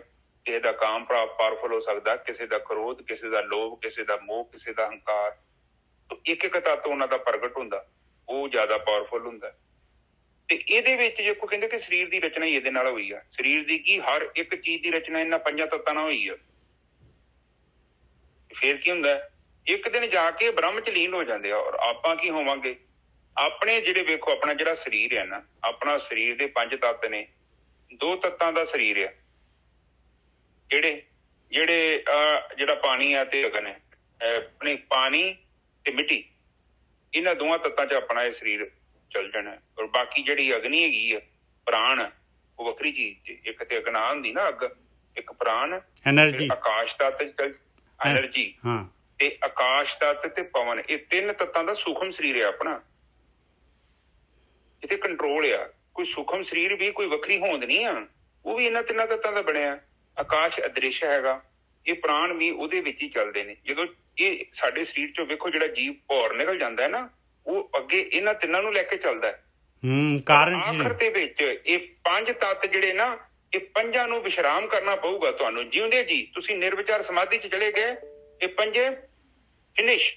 ਬਿਲਕੁਲ ਐਂਡ ਦ ਸਟੋਰੀ। ਉਹ 3 ਤੱਤ ਕਾਰਨ ਸਰੀਰ ਲੈ ਕੇ ਤੁਰਦੇ ਆ, ਫਿਰ ਗਾਹਾਂ ਕਾਰਨ ਸਰੀਰ ਉਹਨਾਂ ਦੇ ਨਾਲ ਹੀ ਚੱਲਦਾ। ਹਾਂ, ਬੰਦਾ ਮਰਦਾ ਤੇ ਗੱਲ ਖਤਮ ਨਹੀਂ ਹੋ ਜਾਂਦੀ, ਉੱਥੋਂ ਦੇ ਬਾਅਦ ਤੇ ਗੱਲ ਸ਼ੁਰੂ ਹੋਈ। ਉਹ ਲੰਮੀ ਉਹਦੇ ਰੌਲਾ ਪਾਉਂਦੇ ਬ੍ਰਹਮ ਗਿਆਨੀ ਕਹਿੰਦੇ 84 ਦੇ ਵਿੱਚ ਤੂੰ ਬਹੁਤ ਸਪੀਡ ਨਾਲ ਜਾਣਾ ਹੀ, ਤੂੰ ਧਿਆਨ ਨਾਲ ਗੱਡੀ ਚਲਾ, ਚੱਲ ਕਮ ਸੇ ਕਮ ਤੂੰ ਥੋੜਾ ਜਿਹਾ ਜ਼ੋਰ ਲਾਏਗਾ ਤੇ ਵਾਪਸ ਆ ਜਾਏਗਾ। ਤੂੰ ਪਰ ਜਦੋਂ ਜ਼ੋਰ ਲਾਤਾ ਤੇ ਤੂੰ ਪਤਾ ਨਹੀਂ ਕਿੱਥੇ ਚੱਲ ਜਾਣਾ ਵਾ। ਬਿਲਕੁਲ ਸਹੀ ਗੱਲ ਹੈ, ਬਿਲਕੁਲ ਸਹੀ। ਤੂੰ ਗੱਡੀ ਭਜਾਈ ਜਾਣਾ ਵਾ, ਥੋੜੀ ਹੌਲੀ ਨਾ ਭਜਾ। ਹੋ ਸਕਦਾ ਕਿ ਤੈਨੂੰ 200, 400, 500 ਸਾਲ 'ਚ ਵਾਪਸ ਆ ਜਾਏ। ਤੇ ਜੇ ਤੂੰ ਬਹੁਤੀ ਗੱਡੀ ਭਜਾਤੀ ਤੇ ਫਿਰ ਤੇ ਭੋਲਿਆ ਬੜਾ ਲੰਮਾ ਚੌੜਾ ਲੇਖਾ 84 ਲੱਖ ਜੂਨੀ ਬੈਠੀ ਆ, ਔਰ ਤੂੰ ਉੱਥੇ ਚਲਾ ਜਾਏਗਾ ਤੇ ਤੁਰਿਆ ਵੀ ਵਾਪਸ ਹੌਲੀ ਹੌਲੀ ਕਰਕੇ। ਤੇ ਆਉਣਾ ਫਿਰ ਤੇ ਕਿੱਥੇ? ਫਿਰ ਮਨੁੱਖਾ ਸਰੀਰ 'ਚ। ਫਿਰ ਤੂੰ ਬੋਲ ਸੁੱਟਣੀ, ਫਿਰ ਤੂੰ ਇਹੋ ਹੀ ਹੋ ਰਿਹਾ ਵਾ। ਆ ਰਿਹਾ ਜਾ ਰਿਹਾ, ਆ ਰਿਹਾ ਜਾ ਰਿਹਾ, ਘੜੀ ਘੁੰਮ ਰਹੀ ਹੈ। ਤੁਸੀਂ ਵੇਖਦੇ ਨਹੀਂ, ਧਰਤੀ ਆਪਣੇ ਦੁਆਲੇ ਘੁੰਮ ਰਹੀ, ਸੂਰਜ ਦੇ ਦੁਆਲੇ ਘੁੰਮ ਰਹੀ। ਕਿੱਥੇ ਘੁੰਮ ਕੇ ਵਾਪਸ ਆਉਂਦੀ ਆ? ਜਿੱਥੋਂ ਚੱਲੀ ਆ। ਕੋਈ ਨਹੀਂ ਅੱਗੇ ਪਿੱਛੇ ਜਾ ਰਿਹਾ। ਉਹ ਇਹ ਸਿੱਧੀ ਯਾਤਰਾ ਥੋੜੀ ਹੈਗੀ ਆ, ਆਪਾਂ ਘੁੰਮ ਰਹੇ ਹਾਂ। ਇਸੇ ਲਾਈਫ ਆਫ ਸਰਕਲ ਆ, 84 ਲੱਖ ਜੂਨ, ਇਹਦੇ ਵਿੱਚ ਜੀਵ ਘੁੰਮ ਰਹੇ ਨੇ ਔਰ ਇਹ 'ਚ ਆਪਾਂ ਵੀ ਘੁੰਮ ਰਹੇ ਹਾਂ। ਪਰ ਉਹ ਕਹਿੰਦੇ ਆ ਕਿ ਇਸ ਚੀਜ਼ ਨੂੰ ਸਟਾਪ ਕਰ ਸਕਦਾ ਹੈ ਤੂੰ, ਔਰ ਉਸ ਦੇ ਬਦਲੇ ਕੀ ਮਿਲੂਗਾ ਤੈਨੂੰ? ਸੱਚ ਚਿੱਤ ਆਨੰਦ। ਤੂੰ ਸੱਚ ਦਾ ਰੂਪ ਹੋ ਜਾਏਗਾ ਤੇ ਤੇਰਾ ਚਿੱਤ ਜਿਹੜਾ ਹੈ ਉਹ ਆਨੰਦ ਦਾ ਸਰੂਪ ਹੋ ਜਾਏਗਾ, ਜਿਹਦੇ ਜੀ ਉਸ ਬ੍ਰਹਮ ਨੂੰ ਤੂੰ ਅਨੁਭਵ ਕਰਨਾ ਹੈ। ਇਹੋ ਹੀ ਰਿਕੁਆਇਰਮੈਂਟ ਆ। ਜਿੱਦਣ ਵੀ ਤੂੰ ਕਰ ਲੇਗਾ ਤੂੰ ਮੁਕਤ ਹੈ। ਔਗਣ ਆਟੋਮੈਟਿਕਲੀ, ਜਿੱਦਾਂ ਪੱਕੇ ਫਲ ਨਹੀਂ ਹੁੰਦੇ, ਦੇਖੋ ਕੱਚਾ ਫਲ ਤੋੜੋ ਟੁੱਟਦਾ, ਉਹ ਤਾਂ ਛੱਡਦਾ ਨਹੀਂ ਰੁੱਖ ਨੂੰ, ਖਿੱਚੋਗੇ ਨਾ ਡਾਹਣੀ ਛੱਡਦੀ ਨਾ ਫਲ ਛੱਡਦਾ। ਪਰ ਜਦੋਂ ਪੱਕ ਜਾਂਦਾ ਫਿਰ ਤੇ ਆਪਣੇ ਆਪ ਹੀ ਰੁੱਖ ਨੂੰ ਛੱਡ ਦਿੰਦਾ। ਰੁੱਖ ਨੂੰ ਪਤਾ ਵੀ ਨਹੀਂ ਲੱਗਦਾ ਕਿ ਫਲ ਟੁੱਟ ਕੇ ਕਿਦੋਂ ਡਿੱਗ ਪਿਆ, ਕਿ ਰਸ ਉਹਨੇ ਪੀ ਲਿਆ। ਇਸੇ ਹੀ ਤਰ੍ਹਾਂ ਤੁਹਾਡੇ ਔਗਣ ਆ। ਔਗਣਾਂ ਨੂੰ ਖਤਮ ਕਰਨ ਦਾ ਇੱਕੋ ਹੀ ਤਰੀਕਾ ਹੈ, ਨਿਰਵਿਚਾਰ ਸਮਾਧੀ ਵਿੱਚ ਜਾਣਾ ਪਵੇ। ਉੱਥੇ ਫਿਰ ਪਾਰਸ ਹੈਗਾ ਹੈ ਆਤਮਾ, ਕਿਉਂਕਿ ਉਹ ਤੇ ਪਵਿੱਤਰ ਬੈਠਾ ਹੈ। ਉਹਦੇ ਸੰਪਰਕ ਚ ਆਉਣ ਦੇ ਨਾਲ ਆਟੋਮੈਟਿਕਲੀ ਹੀ ਵਿਚਾਰ ਮਰਦੇ ਜਾਣੇ। ਵਿਚਾਰ ਮਰਦੇ ਗਏ। ਵਿਚਾਰ ਕੀ ਆ? ਤੁਹਾਡਾ ਕਾਰਨ ਸਰੀਰ। ਕਿੱਥੋਂ ਆ ਰਹੇ ਨੇ ਵਿਚਾਰ? ਕਾਰਨ ਸਰੀਰ ਚੋਂ ਆ ਰਹੇ ਨੇ। ਕਈ ਵਾਰ ਵੇਖਿਆ ਨਹੀਂ ਤੁਸੀਂ, ਤੁਹਾਡਾ ਤੇ ਕੰਟਰੋਲ ਹੀ ਨਹੀਂ ਹੈਗਾ ਆਪਣੇ ਆਪ ਤੇ। ਤੁਸੀਂ ਉਹ ਕਰਦੇ ਜੋ ਤੁਹਾਨੂੰ ਨਹੀਂ ਕਰਨਾ ਚਾਹੀਦਾ, ਤੁਸੀਂ ਉਹ ਖਾਂਦੇ ਜੋ ਨਹੀਂ ਖਾਣਾ ਚਾਹੀਦਾ, ਤੁਸੀਂ ਉਹ ਪੀਂਦੇ ਜੋ ਤੁਹਾਨੂੰ ਨਹੀਂ ਪੀਣਾ ਚਾਹੀਦਾ। ਇਹਦਾ ਮਤਲਬ ਕੀ ਹੈ? ਤੁਹਾਡਾ ਕੰਟਰੋਲ ਨਹੀਂ ਹੈਗਾ। ਕੋਈ ਬਹੁਤ ਪਾਵਰਫੁਲ ਚੀਜ਼ ਹੈ। ਜਦੋਂ ਤੁਹਾਨੂੰ ਕ੍ਰੋਧ ਚੜ੍ਹਦਾ ਹੈ, ਤੁਸੀਂ ਕੰਟਰੋਲ ਕਰੋ ਆਪਣੇ ਆਪ ਨੂੰ। ਕਿੰਨਾ ਔਖਾ ਹੈ ਉਦੋਂ, ਕਿੰਨੀ ਹਾਈ ਲੈਵਲ ਦੀ એનર્ਜੀ ਆਉਂਦੀ ਹੈ। ਇਹਦਾ ਮਤਲਬ ਸੋਰਸ ਆਫ એનર્ਜੀ ਸਾਡੇ ਅੰਦਰੋਂ ਉਦੋਂ ਪ੍ਰਗਟ ਹੋ ਜਾਂਦੀ ਹੈ, ਚਾਹੇ ਉਹ ਕਾਮ ਹੈ, ਚਾਹੇ ਕ੍ਰੋਧ ਹੈ, ਚਾਹੇ ਲੋਭ ਹੈ, ਚਾਹੇ ਮੋਹ ਹੈ, ਕਿਉਂਕਿ ਉਹ ਬੜੀ ਅੰਦਰੋਂ ਆਉਂਦਾ ਹੈ। ਸਾਨੂੰ ਪਤਾ ਨਹੀਂ ਲੱਗਦਾ। ਬਾਅਦ ਚ ਜਦੋਂ ਅਸੀਂ ਸ਼ਾਂਤ ਹੋ ਜਾਂਦੇ ਹਾਂ ਤੇ ਫਿਰ ਅਸੀਂ ਇਹ ਮਹਿਸੂਸ ਕਰਦੇ ਹਾਂ ਕਿ ਜਿੱਦਾਂ ਸਾਨੂੰ ਕਿਸੇ ਨੇ ਮਿਸਯੂਜ਼ ਕਰ ਲਿਆ। ਨਿਜਰ ਸਾਹਿਬ, ਬਿਲਕੁਲ। ਜਿੱਦਾਂ ਕੋਈ ਚੀਜ਼ ਨਹੀਂ ਇਸਤੇਮਾਲ ਕਰ ਲਈ ਦੀ, ਹੁਣ ਉਹ ਚੀਜ਼ ਦਾ ਥੋੜੀ ਵਿਚਾਰੀ ਦਾ ਜ਼ੋਰ ਹੈਗਾ ਵਾ, ਉਹ ਤੇ ਕਿਸੇ ਨੇ ਯੂਜ਼ ਕਰਕੇ ਸੁੱਟਤੀ ਹੈ। ਉਹ ਹਿਸਾਬ ਤੁਹਾਡਾ ਵਾ। ਤੁਹਾਡਾ ਇਸਤੇਮਾਲ ਕਰ ਜਾਂਦੀ ਉਹ એનર્ਜੀ। ਬਾਅਦ ਚ ਤੁਸੀਂ ਬੈਠੇ ਰਹਿੰਦੇ ਜੋ, ਬਸ ਤੁਸੀਂ ਫਿਰ ਬਾਅਦ ਚ ਪਛਤਾਉਂਦੇ ਜੋ, ਮੈਂ ਤੇ ਉਹਨੂੰ ਮਾਰਨਾ ਹੀ ਨਹੀਂ ਚਾਹੁੰਦਾ ਸਾਂ, ਪਰ ਉਦੋਂ ਕਿਉਂ ਮਾਰਤਾ ਤੂੰ? ਉਹ ਕਿਉਂਕਿ ਉਹ ਬਹੁਤ ਜ਼ਿਆਦਾ ਤੂੰ ਉਹਨੂੰ ਪਾਵਰ ਦੇਤੀ, ਉਹ ਐਕਟੀਵੇਟ ਹੋ ਗਈ ਅਤੇ ਹੁਣ ਤੇਰੇ ਕੰਟਰੋਲ ਚ ਹੀ ਨਹੀਂ। ਹੁਣ ਤੇ ਉਹ ਹੌਲੀ ਹੌਲੀ ਕੂਲ ਡਾਊਨ ਹੋਊਗੀ। ਕਹਿਣ ਤੋਂ ਭਾਵ ਹੈ ਕਿ ਤੁਸੀਂ ਪਾਣੀ ਨੂੰ ਗਰਮ ਕਰਦੇ ਜੋ। ਪਾਣੀ ਭਾਜੀ 1 ਮਿੰਟ ਚ ਗਰਮ ਨਹੀਂ ਹੁੰਦਾ, ਉਹਨੂੰ ਗਰਮ ਕਰਨ ਦੇ ਲਈ ਟਾਈਮ ਲੱਗਦਾ। ਹੌਲੀ ਹੌਲੀ ਵਾਰਮ ਅਪ ਹੁੰਦਾ ਹੈ, ਤੇ ਜਦੋਂ ਠੰਡਾ ਵੀ ਹੋਊਗਾ ਉਹਨੂੰ ਠੰਡਾ ਹੋਣ ਲਈ ਵੀ ਟਾਈਮ ਲੱਗੇਗਾ। ਠੀਕ ਹੈ ਨਾ ਜਰ ਸਾਹਿਬ? ਬਿਲਕੁਲ। ਇਸੇ ਹੀ ਤਰ੍ਹਾਂ ਤੁਸੀਂ ਜਿਹੜੀ ਵੀ ਚੀਜ਼ ਨੂੰ ਗਰਮ ਕਰਦੇ ਪਏ ਜੋ ਨਾ, ਉਹ ਵੇਖੋ ਤੁਸੀਂ ਪਤੀਲੇ ਚ ਪਾਇਆ ਕੀ ਆ? ਵਿਚਾਰ। ਜਿਹੜੇ ਵਿਚਾਰ ਤੇ ਗਰਮ ਕਰਦੇ ਪਏ ਜੋ ਨਾ ਪਤੀਲੇ ਚ ਪਾ ਕੇ, ਉਹ ਬੜੇ ਗਰਮ ਹੋ ਜਾਣੇ। ਮੁੜ ਕੇ ਕਿਹੜੇ ਰੂਪ ਚ ਸਾੜ ਦੇਣਾ ਉਹਨਾਂ ਨੇ ਆਪਾਂ ਨੂੰ। ਹੁਣ ਪਤਾ ਨੀ ਕਿਹੜੇ ਕਾਮ ਦੇ ਪਾਏ ਆ, ਕ੍ਰੋਧ ਦੇ ਪਾਏ ਆ, ਲੋਭ ਦੇ ਪਾਏ ਆ, ਮੋਹ ਦੇ ਪਾਏ ਆ, ਹੰਕਾਰ ਦੇ ਪਾਏ ਆ, ਰਾਗ ਦੇ ਪਾਏ ਆ, ਦਵੈਸ਼ ਦੇ ਪਾਏ ਆ। ਜਿਹੜੇ ਵਿਚਾਰ ਪਾ ਕੇ ਤੁਸੀਂ ਉੱਥੇ ਉਹਨੂੰ ਦਿਨ ਰਾਤ ਉਹਨੂੰ ਹੀਟ ਦੇਂਦੇ ਜੋ। ਹੀਟ ਦੇਣ ਦਾ ਮਤਲਬ ਤੁਸੀਂ ਉੱਤੇ ਆਪਣਾ ਇਨਵੈਸਟਮੈਂਟ ਕਰ ਰਹੇ ਜੋ, ਮੰਥਨ ਕਰ ਰਹੇ 20 ਮਿੰਟ ਸਾਰਾ ਦਿਨ ਮੰਥਨ ਕਰ ਰਹੇ ਜੋ। ਮੰਥਨ। ਤੇ ਫਿਰ ਇੱਕ ਦਿਨ ਬਾਲਾ ਵੱਜੂਗਾ। ਤੇ ਜਦੋਂ ਚਾਹ ਧਰੀ ਹੁੰਦੀ ਆ, ਚਾਹ ਨਿਜਰ ਸਾਹਿਬ ਅੱਖ ਨਹੀਂ ਝਮੱਕਣ ਦਿੰਦੀ, ਪਤਾ ਨੀ ਕਿਹੜੇ ਵੇਲੇ ਪਤੀਲੇ ਚੋਂ ਬਾਹਰ ਆ ਜਾਂਦੀ ਹੈ। ਬਿਲਕੁਲ। ਦੁੱਧ ਵੀ ਏਦਾਂ ਹੀ ਕਰਦਾ। ਤੁਸੀਂ ਸੋਚ ਸੱਚ ਬਥੇਰੇ ਨੱਪਦੇ ਜੋ, ਪਰ ਟੂ ਲੇਟ, ਕੰਮ ਹੋ ਗਿਆ। ਬਿਲਕੁਲ ਸਹੀ ਗੱਲ ਹੈ। ਇਸੇ ਹੀ ਤਰ੍ਹਾਂ ਕਿਉਂਕਿ ਤੁਸੀਂ 10-15 ਮਿੰਟ ਤੋਂ ਗਰਮ ਕਰ ਰਹੇ ਸੀ, ਉਹਦਾ ਰਿਜ਼ਲਟ ਉਹ ਨਿਕਲਿਆ। ਇਸ ਕਰਕੇ ਇਸੇ ਤਰ੍ਹਾਂ ਜੀਵਨ ਆ। ਸੋ ਪਲੀਜ਼ ਧਿਆਨ ਦਿਆ ਕਰੋ, ਐਵੇਂ ਗਲਤ ਚੀਜ਼ ਨੂੰ ਆਪਣੇ ਅੰਦਰ ਨਾ ਉਹਨੂੰ ਫਰਾਈ ਕਰੋ। ਹਾਂਜੀ ਨਿਜਰ ਸਾਹਿਬ, ਅੱਗੇ ਚੱਲੀਏ। ਕਬੀਰ ਜੀ ਅੱਗੇ ਇਹੀ ਗੱਲ ਤਾਂ ਅੱਗੇ ਕਬੀਰ ਜੀ ਕਹਿ ਰਹੇ ਆ ਕਿ ਤੈਨੂੰ ਇਹ ਸਰੀਰ ਦਿੱਤਾ ਆ, ਜਿਹਨੇ ਜਿਹੜਾ ਹੈਗਾ ਇਹਨੇ ਵਾਪਸ ਖੇ ਹੋ ਜਾਣਾ ਹੈ ਭਾਈ। ਤੈਨੂੰ ਜਿਹੜਾ ਹੈਗਾ ਇਹ ਕਾਹਦੇ ਵਾਸਤੇ ਮਿਲਿਆ ਸਰੀਰ? ਕਬੀਰ ਸੂਰਜ ਚਾਂਦ ਕੈ ਉਦੈ, ਸੂਰਜ ਚਾਂਦ ਕੈ ਉਦੈ ਭਈ ਸਭ ਦੇ। ਆ ਤੈਨੂੰ ਸਰੀਰ ਮਿਲਿਆ, ਇੰਨਾ ਸੋਹਣਾ ਸਰੀਰ ਮਾਲਕ ਨੇ ਐਵੇਂ ਥੋੜੀ ਨਾ ਇਨਵੈਸਟਮੈਂਟ ਕੀਤੀ ਹੋਈ, ਐਵੇਂ ਹੀ ਤੈਨੂੰ ਖਿਲਾਈ ਜਾ ਰਿਹਾ, ਪੜਾਈ ਜਾ ਰਿਹਾ ਔਰ ਸਾਰਾ ਕੁਛ ਦੇਈ ਜਾ ਰਿਹਾ ਮਾਲਕ ਪਰਮਾਤਮਾ। ਇਹ ਸੂਰਜ ਔਰ ਚੰਦ ਚਾਹੀਦਾ ਹੈ ਭਾਈ। ਸੂਰਜ ਕਹਿੰਦੇ ਆ ਗਿਆਨ, ਚੰਦ ਕਹਿੰਦੇ ਆ ਸ਼ਾਂਤੀ, ਖੁਸ਼ੀ, ਸੱਚ ਚਿਤ ਆਨੰਦ। ਕਹਿੰਦੇ ਇਹਦੇ ਵਾਸਤੇ ਤੈਨੂੰ ਇਹ ਸਰੀਰ ਮਿਲਿਆ ਹੋਇਆ ਹੈ। ਤੈਨੂੰ ਐਵੇਂ ਨਹੀਂ ਮਿਲਿਆ ਤੈਨੂੰ ਸਰੀਰ। ਕਬੀਰ ਸੂਰਜ ਚਾਂਦ ਕਹਿ ਉਦੈ ਭਈ ਸਭ ਦੇ, ਇਹਨਾਂ ਨੂੰ ਪ੍ਰਗਟ ਕਰ। ਇਸ ਵਾਸਤੇ ਸਰੀਰ ਮਿਲਿਆ ਆ। ਗੁਰ ਗੋਬਿੰਦ ਕੇ ਬਿਨ ਮਿਲੇ ਪਲਟ ਪਈ ਸਭ ਖੇ। ਬਸ ਨਹੀਂ ਤੂੰ ਗਿਆਨ ਲਿਆ, ਨਹੀਂ ਤੂੰ ਧਿਆਨ ਕੀਤਾ, ਨਹੀਂ ਤੂੰ ਉਹ ਮਾਲਕ ਪਰਮਾਤਮਾ ਨੂੰ ਜਿਹੜਾ ਆਪਣੇ ਅੰਦਰ ਆਤਮਾ ਨੂੰ ਪ੍ਰਗਟ ਕੀਤਾ, ਬਸ ਵਾਪਸ ਕਹਿੰਦੇ ਖੇ ਦੀ ਖੇ ਹੋ ਗਈ, ਤੇਰਾ ਜੀਵਨ ਹੋ ਗਿਆ, ਤੇਰਾ ਚਾਂਸ ਚਲਾ ਗਿਆ ਪਿਆਰਿਆ। ਬਸ ਹੁਣ ਜਿਹੜਾ ਹੈਗਾ ਵੇਟ ਕਰ ਲਾ ਦੁਬਾਰਾ ਜਦ, ਤਬ ਫਿਰ ਪਿਆਰਾ ਰਾਵੀਏ ਜਬ ਆਵੇਗੀ ਵਾਰੀ। ਹੁਣ ਜਿਹੜਾ ਹੈ ਜੋ ਰਿਜ਼ਲਟ ਜੋ ਉਹ ਦੇ ਰਿਹਾ ਹੈ ਉੱਥੇ ਜਿਹੜਾ ਅਜ਼ਰਾਈਲ ਫਰਿਸ਼ਤਾ ਜਿਹੜਾ ਹੈਗਾ ਧਰਮਰਾਜ, ਹੁਣ ਉਹਦਾ ਸੁਣ ਲਾ ਹਿਸਾਬ ਕਿਤਾਬ ਆਪਣਾ ਜਿਹੜਾ ਹੈਗਾ ਕੋਰਟ 'ਚੋਂ ਜਿਹੜਾ ਆਰਡਰ ਆ ਰਿਹਾ ਹੈ। ਹਾਂਜੀ ਵੀਰ ਜੀ। ਹੁਣ ਇੱਥੇ ਦੇਖੋ ਕਹਿ ਰਹੇ ਨੇ ਕਿ ਸੂਰਜ ਕਬੀਰ ਸੂਰਜ ਚਾਂਦ ਕੇ ਉਦੇ ਭਾਈ ਸਭ ਦੇ ਹੁਣ ਸੂਰਜ ਤੇ ਚੰਦਰਮਾ ਦੋ ਤੁਹਾਡੇ ਅੰਦਰ ਪ੍ਰਾਣ ਐਨਰਜੀ ਹੈ।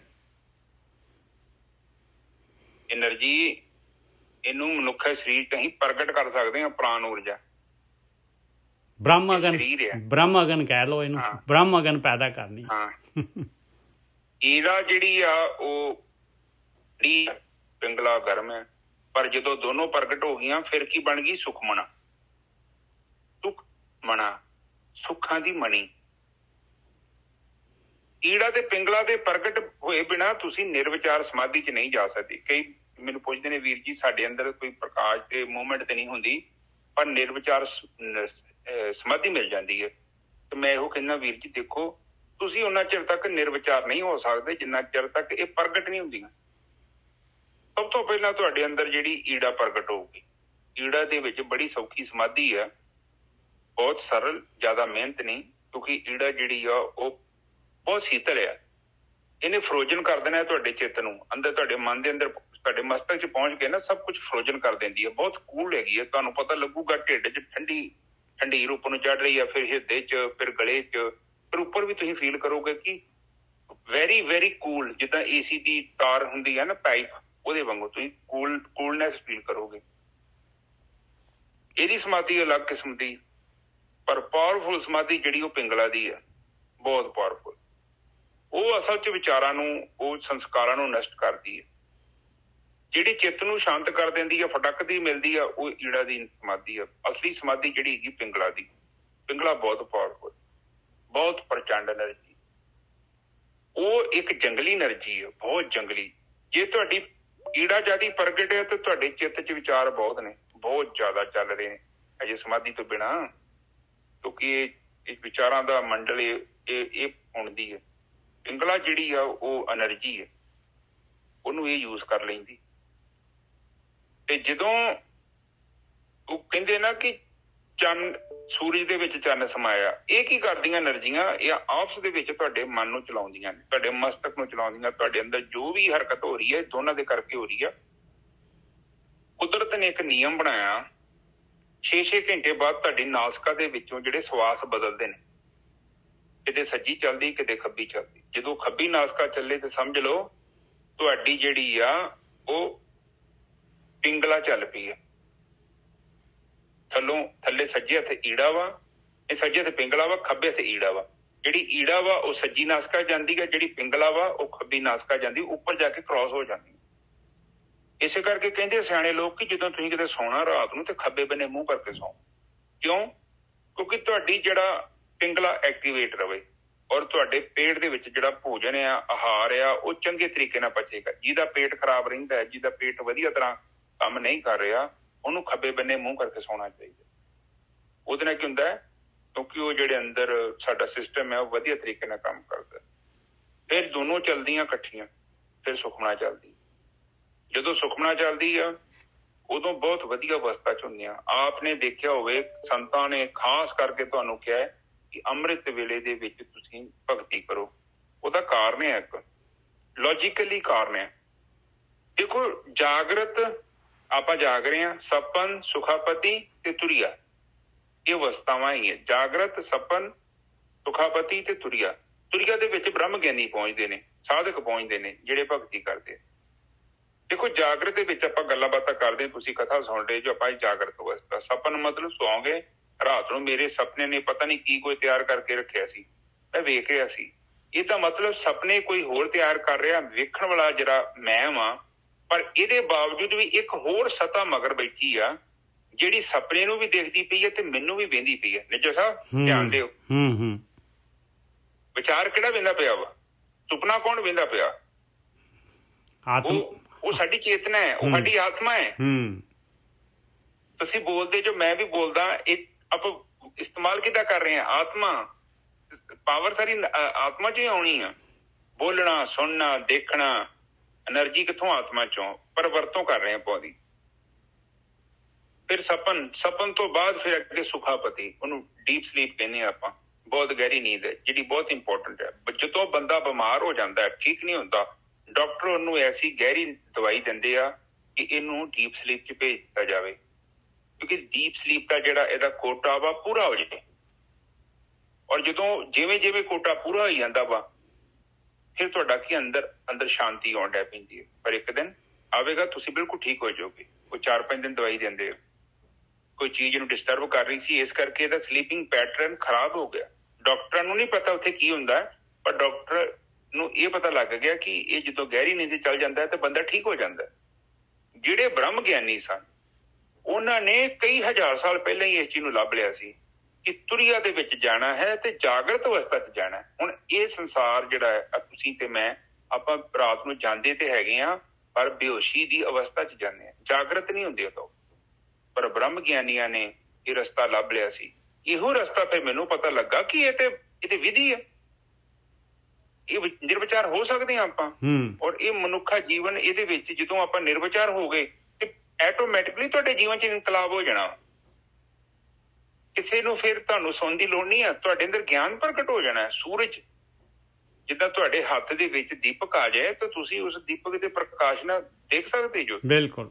ਇਹ ਸੱਜੇ ਖੱਬੇ ਅੱਗੇ ਪਿੱਛੇ ਤਾਂ ਕੋਈ ਮੂਰਖ ਹੀ ਹੋਊਗਾ ਕਿ ਉਹ ਚਾਕੂ ਦੇ ਉੱਤੇ ਪੈਰ ਰੱਖੂਗਾ ਜਦੋਂ ਦਿਖਦਾ ਪਿਆ ਵਾ। ਆਪਾਂ ਇੱਦਾਂ ਥੋੜੀ ਕਰ ਸਕਦੇ ਹਾਂ। ਉਹ ਕੋਈ ਮੂਰਖ, ਮਹਾ ਮੂਰਖ ਹੋਵੇ ਤੇ ਵੱਖਰੀ ਗੱਲ ਹੈ, ਪਰ ਉਹ ਜਦੋਂ ਚੇਤਨਾ ਦਾ ਦੀਪਕ ਪ੍ਰਗਟ ਹੋ ਗਿਆ ਤੇ ਗਿਆਨ ਹੋ ਜਾਣਾ ਤੁਹਾਨੂੰ, ਤੁਸੀਂ ਆਟੋਮੈਟਿਕਲੀ ਛੱਡ ਦੇਣੇ ਆ ਕਰਮ। ਫਿਰ ਸੰਗਤ ਕਰੀ ਜਾਓ, ਔਰ ਇੱਕ ਸਮਾਂ ਆਊਗਾ ਤੁਸੀਂ ਆਟੋਮੈਟਿਕਲੀ ਇਸ ਮਾਰਗ ਦੇ ਰਾਹੀਂ, ਇਸ ਭਰਮਾਂ ਦੇ ਰਾਹੀਂ, ਇਹਨਾਂ ਸਾਰੀਆਂ ਚੀਜ਼ਾਂ ਤੋਂ ਤੁਸੀਂ ਵੱਖ ਹੋ ਜਾਣਾ, ਭਰਮਾਂ ਤੋਂ ਵੀ ਦੂਰ ਹੋ ਜਾਣਾ। ਇਹ ਮਾਰਗ ਜਿਹੜਾ ਤੁਹਾਡਾ ਇੱਕੋ ਹੀ ਮਿਲ ਜਾਣਾ। ਜਿੱਦਾਂ ਕਬੀਰ ਸਾਹਿਬ ਕਹਿੰਦੇ ਕਿ ਮੈਨੂੰ ਸਹੀ ਮਾਰਗ ਮਿਲ ਗਿਆ, ਮੈਂ ਦੂਜੇ ਮਾਰਗ ਸਾਰੇ ਤਿਆਗ ਦਿੱਤੇ ਆ। ਬਿਲਕੁਲ। ਉਹ ਮਾਰਗ ਕਦੋਂ ਮਿਲੂਗਾ? ਜਦੋਂ ਤੁਸੀਂ ਆਤਮਾ ਦੇ ਦਰਸ਼ਨ ਕਰੋਗੇ। ਓਦਾਂ ਨਹੀਂ ਜੀ ਮਿਲਣਾ। ਉਹ ਕਿਤਾਬਾਂ ਕਤੂਬਾਂ 'ਚ ਨਹੀਂ ਉਹ ਮਾਰਗ ਹੈਗਾ। ਉਹਦੇ ਲਈ ਘਾਲਣਾ ਕਰਨੀ ਪੈਣੀ। ਭਗਤੀ ਕਰੋਗੇ ਔਰ ਬਾਈ ਪ੍ਰੋਡਕਟ ਆਓ, ਤੁਸੀਂ ਭਗਤੀ ਕਰੀ ਜਾਓ। ਤੁਹਾਨੂੰ ਨਹੀਂ ਵੀ ਪਤਾ, ਟੈਨਸ਼ਨ ਨਹੀਂ। ਹਾਂ, ਤੁਸੀਂ ਭਗਤੀ ਕਰੋ, 5-6 ਮਿੰਟ ਵੈਗਰੂ ਵੈਗਰੂ ਕਹਿ ਕੇ ਚੁੱਪ ਹੋ ਜਾਓ। ਅੱਜ ਨਹੀਂ ਤੇ ਕੱਲ ਨੂੰ ਨਿਰਵਿਚਾਰ ਸਮਾਧੀ ਤੁਹਾਨੂੰ ਮਿਲਣੀ ਆ। ਇਹ ਇੱਕ ਸਿੰਪਲ ਜੀ ਗੱਲ ਹੈ। ਕਿਉਂ ਮਿਲਣੀ ਹੈ? ਬ੍ਰਹਮ ਤੁਹਾਡੀ ਪਾਤਰਤਾ ਨਹੀਂ ਵੇਂਦਾ, ਬ੍ਰਹਮ ਵੇਂਦਾ ਕਿ ਤੁਹਾਡੇ ਅੰਦਰ ਇੱਛਾ ਹੈਗੀ ਆ। ਗੱਲ ਖਤਮ। ਪਾਤਰਤਾ ਤੇ ਨਿੱਜਾ ਸਾਹਿਬ ਬਣ ਨਹੀਂ ਸਕਦੀ। ਸਾਡੇ 'ਚ ਕਿੱਥੇ ਪਾਤਰਤਾ? ਨਾ, ਬਿਲਕੁਲ ਨਹੀਂ, ਇੰਪੋਸੀਬਲ ਹੈ। ਹਾਂ, ਉਹ ਕਹਿੰਦੇ ਤੇਤੇ ਉਗਣ ਮਾਰੇ ਦਿਆ ਕਰੋ ਕੁਛ ਮੇਰ ਪਾਓ, ਡੁੱਬਦੇ ਪੱਤਰ ਤਾਰੇ ਜੈਸੇ ਜੇਤਾ ਸਮੁੰਦਰ ਸਾਗਰ। ਹਾਂ, ਜੇਤਾ ਸਮੁੰਦਰ ਸਾਗਰ ਨੀਰ ਭਰਿਆ, ਤੇਤੇ ਉਗਣ ਹਮਾਰੇ। ਹਾਂਜੀ ਵੀਰ ਜੀ। ਤਾਂ ਉਹ ਕਹਿੰਦੇ ਵੀ ਮੇਰੇ ਅੰਦਰ ਪਾਤਰਤਾ ਤੇ ਪੈਦਾ ਨਹੀਂ ਹੋ ਸਕਦੀ। ਮੈਂ ਪ੍ਰਕਿਰਤੀ 'ਚ ਬੈਠਾ, ਪ੍ਰਕਿਰਤੀ 'ਚ ਤਾਂ ਉਗਣ ਹੈ। ਹਾਂ, ਔਗਣ ਤੂੰ ਪਾਏ ਹੋਇਆ, ਮੈਂ ਪਾਤਰਤਾ ਕਿੱਧਰੋਂ ਲੈ ਆਉਂਗਾ? ਔਰ ਔਗਣ ਵੀ ਕਿਹੜੇ? ਉਹ ਤੇ ਪ੍ਰਕਿਰਤੀ ਦੇ। ਹਾਂ, ਬਿਲਕੁਲ। ਕਾਮ, ਕ੍ਰੋਧ, ਲੋਭ, ਮੋਹ, ਹੰਕਾਰ, ਕਿਉਂਕਿ ਪ੍ਰਕਿਰਤੀ ਤੇ ਸੰਸਾਰ ਨੂੰ ਚਲਾਊਗੀ ਨਾ। ਦੇਖੋ, ਕ੍ਰੋਧ ਤੋਂ ਬਿਨਾਂ ਤੁਸੀਂ ਕੀ ਕਰੋਗੇ? ਜੇ ਤੁਹਾਨੂੰ ਕ੍ਰੋਧ ਨਹੀਂ ਆਊਗਾ, ਤੁਹਾਡੇ 'ਚ ਕਾਮ ਨਹੀਂ ਹੋਊਗਾ, ਤੇ ਪ੍ਰਕਿਰਤੀ ਚੱਲ ਹੀ ਨਹੀਂ ਸਕਦੀ। ਤੁਸੀਂ ਬੱਚੇ ਕਿੱਦਾਂ ਪੈਦਾ ਕਰੋਗੇ? ਲੋਭ ਤੋਂ ਬਿਨਾਂ ਤੁਸੀਂ ਪੈਸੇ ਨਹੀਂ ਇਕੱਠੇ ਕਰੋਗੇ। ਜੇ ਪੈਸੇ ਨਹੀਂ ਇਕੱਠੇ ਕਰਦੇ ਤੇ ਦੂਜੇ ਨੇ ਤੁਹਾਡੇ ਨਾਲ ਕੰਪੀਟੀਸ਼ਨ ਨਹੀਂ ਕਰਨਾ। ਹੁਣ ਤੁਸੀਂ ਕੁਝ ਇਕੱਠਾ ਕਰ ਲਿਆ, ਲੋਕਾਂ ਨੇ ਵੇਖ ਕੇ ਕਹਿਣਾ ਵੀ ਹਾਂ, ਚਰਨਜੀਤ ਨੇ ਇਕੱਠਾ ਕੀਤਾ, ਮੈਂ ਵੀ ਇਕੱਠਾ ਕਰਦਾ। ਇਸੇ ਤਰ੍ਹਾਂ ਸੰਸਾਰ ਚੱਲ ਰਿਹਾ। ਮੋਹ ਤੋਂ ਬਿਨਾਂ ਤੁਸੀਂ ਕੁਛ ਵੀ ਨਹੀਂ ਕਰੋਗੇ। ਹੁਣ ਮੈਨੂੰ ਟੈਨਸ਼ਨ ਹੈ ਮੇਰੀ ਆਪਣੀ ਰੋਟੀ ਦੀ, ਤੇ ਮੇਰੀ ਰਿਕੁਆਇਰਮੈਂਟ ਤੇ ਬਹੁਤ ਥੋੜੀ ਆ, ਪਰ ਜਦੋਂ ਮੈਂ ਮੋਹ 'ਚ ਆ ਗਿਆ, ਮੇਰੀਆਂ ਅਗਲੀਆਂ 10-20 ਪੁਸਤਾਂ ਦਾ ਸਾਰਾ ਰਾਸ਼ਨ ਮੈਂ ਅੱਜ ਹੀ ਅਰੇਂਜਮੈਂਟ ਕਰਕੇ ਜਾਊਂਗਾ, ਉਹਦੇ ਲਈ ਫਿਰ ਮੈਂ ਗਲਤ ਕੰਮ ਕਰੂੰਗਾ। ਬਿਲਕੁਲ ਸਹੀ ਗੱਲ। ਔਰ ਮੋਹ ਤੋਂ ਬਗੈਰ ਗੋਰਖੀ ਸਾਹਿਬ ਜਿਹੜਾ ਹੈ, ਮਾਂ ਜਿਹੜੀ ਬੱਚੇ ਨੂੰ ਕਿਉਂ ਪਾਲੂਗੀ ਜੇ ਮੋਹ ਹੀ ਨਹੀਂ ਹੋਊਗਾ ਤੇ? ਇਸ ਕਰਕੇ ਉਗਣ ਛੱਡਣ ਦੀ ਲੋੜ ਨਹੀਂ ਆ। ਇਹ ਸਾਡੀ ਆਉਂਦੀ ਇਹਨਾਂ ਤੋਂ ਬਣੀ ਆ। ਇਹਨਾਂ ਨੂੰ ਕੁਛ ਨਹੀਂ ਕਰਨ ਦੀ ਲੋੜ। ਤੁਸੀਂ ਭਗਤੀ ਕਰੋ, ਇਹ ਆਟੋਮੈਟਿਕਲੀ ਤੁਹਾਡੇ ਤੋਂ ਡਿਸਕਨੈਕਟ ਹੋ ਜਾਓਗੇ। ਚੇਤਨਾ ਤੁਹਾਡੀ ਪ੍ਰਗਟ ਹੋ ਜਾਣੀ ਹੈ। ਜਦੋਂ ਸੂਰਜ ਪ੍ਰਗਟ ਹੋ ਗਿਆ, ਗੱਲ ਖਤਮ, ਹਨੇਰਾ ਹੋ ਗਿਆ। ਕੋਈ ਲੰਮੀ ਚੌੜੀ ਕਹਾਣੀ ਨਹੀਂ ਹੈ। ਕੁਛ ਔਗਣ ਨਹੀਂ ਛੱਡਣ ਦੀ ਲੋੜ, ਕੁਛ ਫੜਨ ਦੀ ਲੋੜ ਨਹੀਂ। ਤੁਸੀਂ ਕੇਵਲ ਬ੍ਰਹਮ ਲੀਨ ਹੋ ਜਾਓ, ਬਾਕੀ ਰਸਤੇ ਆਪਣੇ ਆਪ ਹੀ ਦੂਰ ਹੋ ਜਾਣੇ ਤੁਹਾਡੇ। ਇੰਨਾ ਹੀ ਕੰਮ ਹੈ।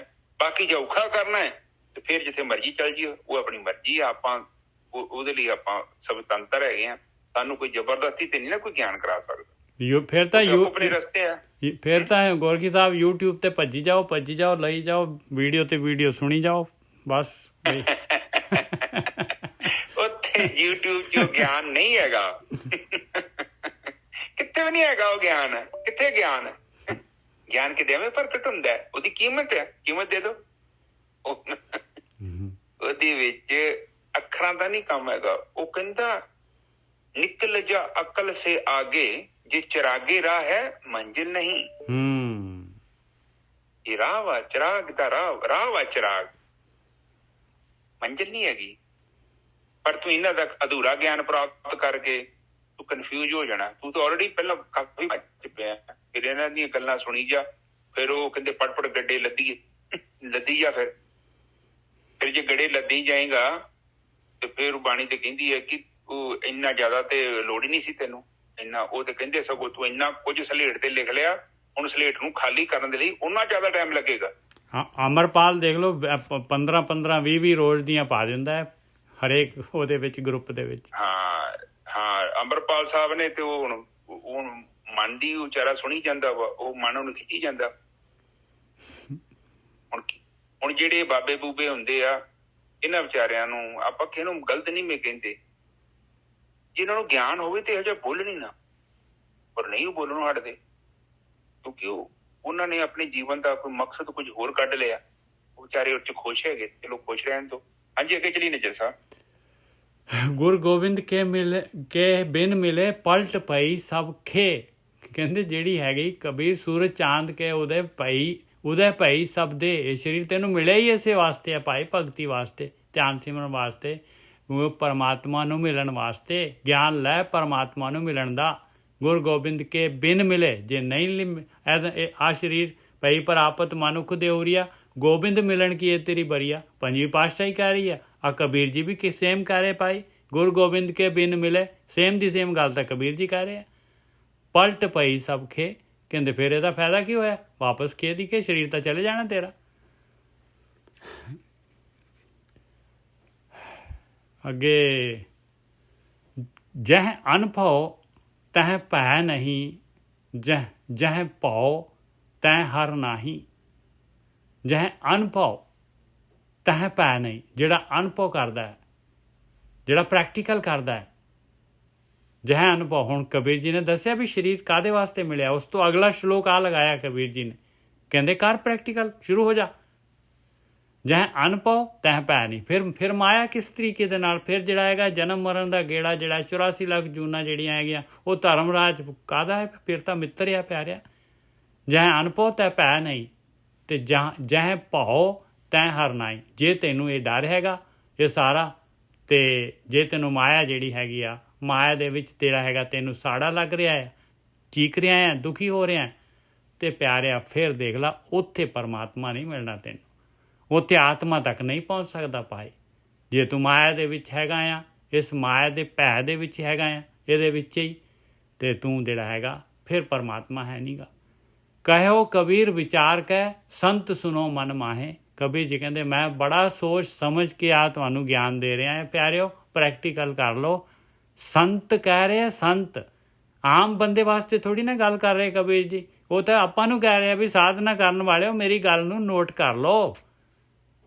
ਇਹ ਸਾਧਕੋ ਮੇਰੀ ਗੱਲ ਨੂੰ ਨੋਟ ਕਰ ਲਓ, ਸੁਣ ਲਓ, ਮਨ ਦੇ ਨਾਲ ਸੁਣੋ ਮੇਰੀ ਗੱਲ ਨੂੰ, ਮਨ ਦੇ ਨਾਲ ਪੂਰਾ ਧਿਆਨ ਦਿਓ ਮੇਰੀ ਗੱਲ ਦੇ ਉੱਤੇ। ਮੈਂ ਕੀ ਕਹਿ ਰਿਹਾ ਹਾਂ, ਅਨੁਭਵ ਕਰੋ, ਪ੍ਰੈਕਟੀਕਲ ਕਰੋ। ਜੇ ਮਾਇਆ ਤੋਂ ਬਚਣਾ ਹੈ ਤੇ ਪ੍ਰੈਕਟੀਕਲ ਕਰੋ। ਹਾਂਜੀ ਵੀਰ ਜੀ।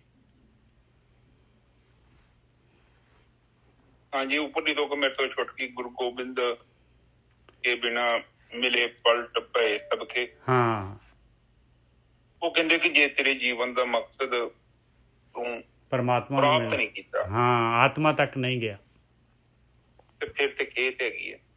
100 ਸਾਲ ਦਾ ਜੀਵਨ ਅੰਤ ਖੇਤ ਹੀ। ਕੀ ਕਰ ਰਿਹਾ ਤੂੰ? ਉਹ ਕੁਛ ਲੱਭਿਆ? ਪਲੀਜ਼ ਨਜ਼ਰ ਮਾਰੋ ਕਿੱਥੇ ਕੀ ਲੱਭਿਆ ਤੁਹਾਨੂੰ? ਲੱਭਿਆ ਕੁਛ ਨਹੀਂ ਲੱਭਿਆ ਤੁਹਾਨੂੰ। ਤੁਸੀਂ ਜਿਵੇਂ ਜਿਵੇਂ ਬੁੱਢੇ ਹੁੰਦੇ ਗਏ ਨਾ ਤੁਹਾਨੂੰ ਆਪਣੀ ਬੇਵਕੂਫੀ ਤੇ ਹਾਸਾ ਆਉਣਾ, ਤੁਸੀਂ ਹੱਸਣਾ ਆ ਕੀ ਕੀਤਾ। ਬਿਲਕੁਲ ਸਹੀ ਗੱਲ ਹੈ ਗੋਰਖੀ ਸਾਹਿਬ, ਕੱਖ ਨਹੀਂ ਲੱਭਿਆ, ਖਾਲੀ ਹੱਥ, ਬਿਲਕੁਲ ਖਾਲੀ ਹੱਥ। ਸਗੋਂ ਆਏ ਹਾਂ ਮੁੱਠੀ ਬੰਦ ਹੀ ਜਾਂਦਿਆਂ ਤੁਹਾਡੀ ਖੁੱਲ ਜਾਣੀ ਆ। ਹਾਂ ਭਾਰ ਜ਼ਰੂਰ ਲੱਦ ਲਿਆ, ਹਾਂ ਲੱਭਿਆ ਜ਼ਰੂਰ ਹੈ ਗੋਰਖੀ ਸਾਹਿਬ, ਭਾਰ ਸਿਰ ਤੇ ਜ਼ਰੂਰ ਲੱਦ ਲਿਆ ਹੈ ਕਰਮਾਂ ਦਾ।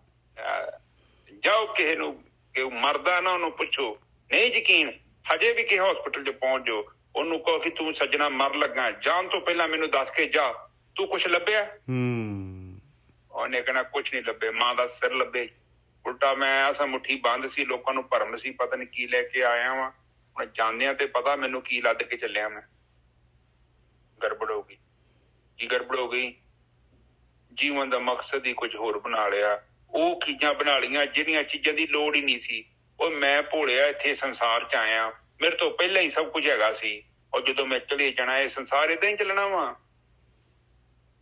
ਔਰ ਇੱਕ ਨਹੀਂ ਪੂਰਾ ਦੇ ਪੂਰੀ ਤਾਂ ਤੁਰੇ ਜਾ ਰਹੇ, ਕੋਈ ਵਿਚਾਰਾ ਸੋਚਦਾ ਨਹੀਂ, ਉਹਨੂੰ ਯਕੀਨ ਨਹੀਂ ਆਉਂਦਾ ਕਿ ਇੱਥੇ ਪਰਮਾਤਮਾ ਹੈਗਾ, ਇੱਥੇ ਕੋਈ ਧਰਮਰਾਜ ਹੈਗਾ।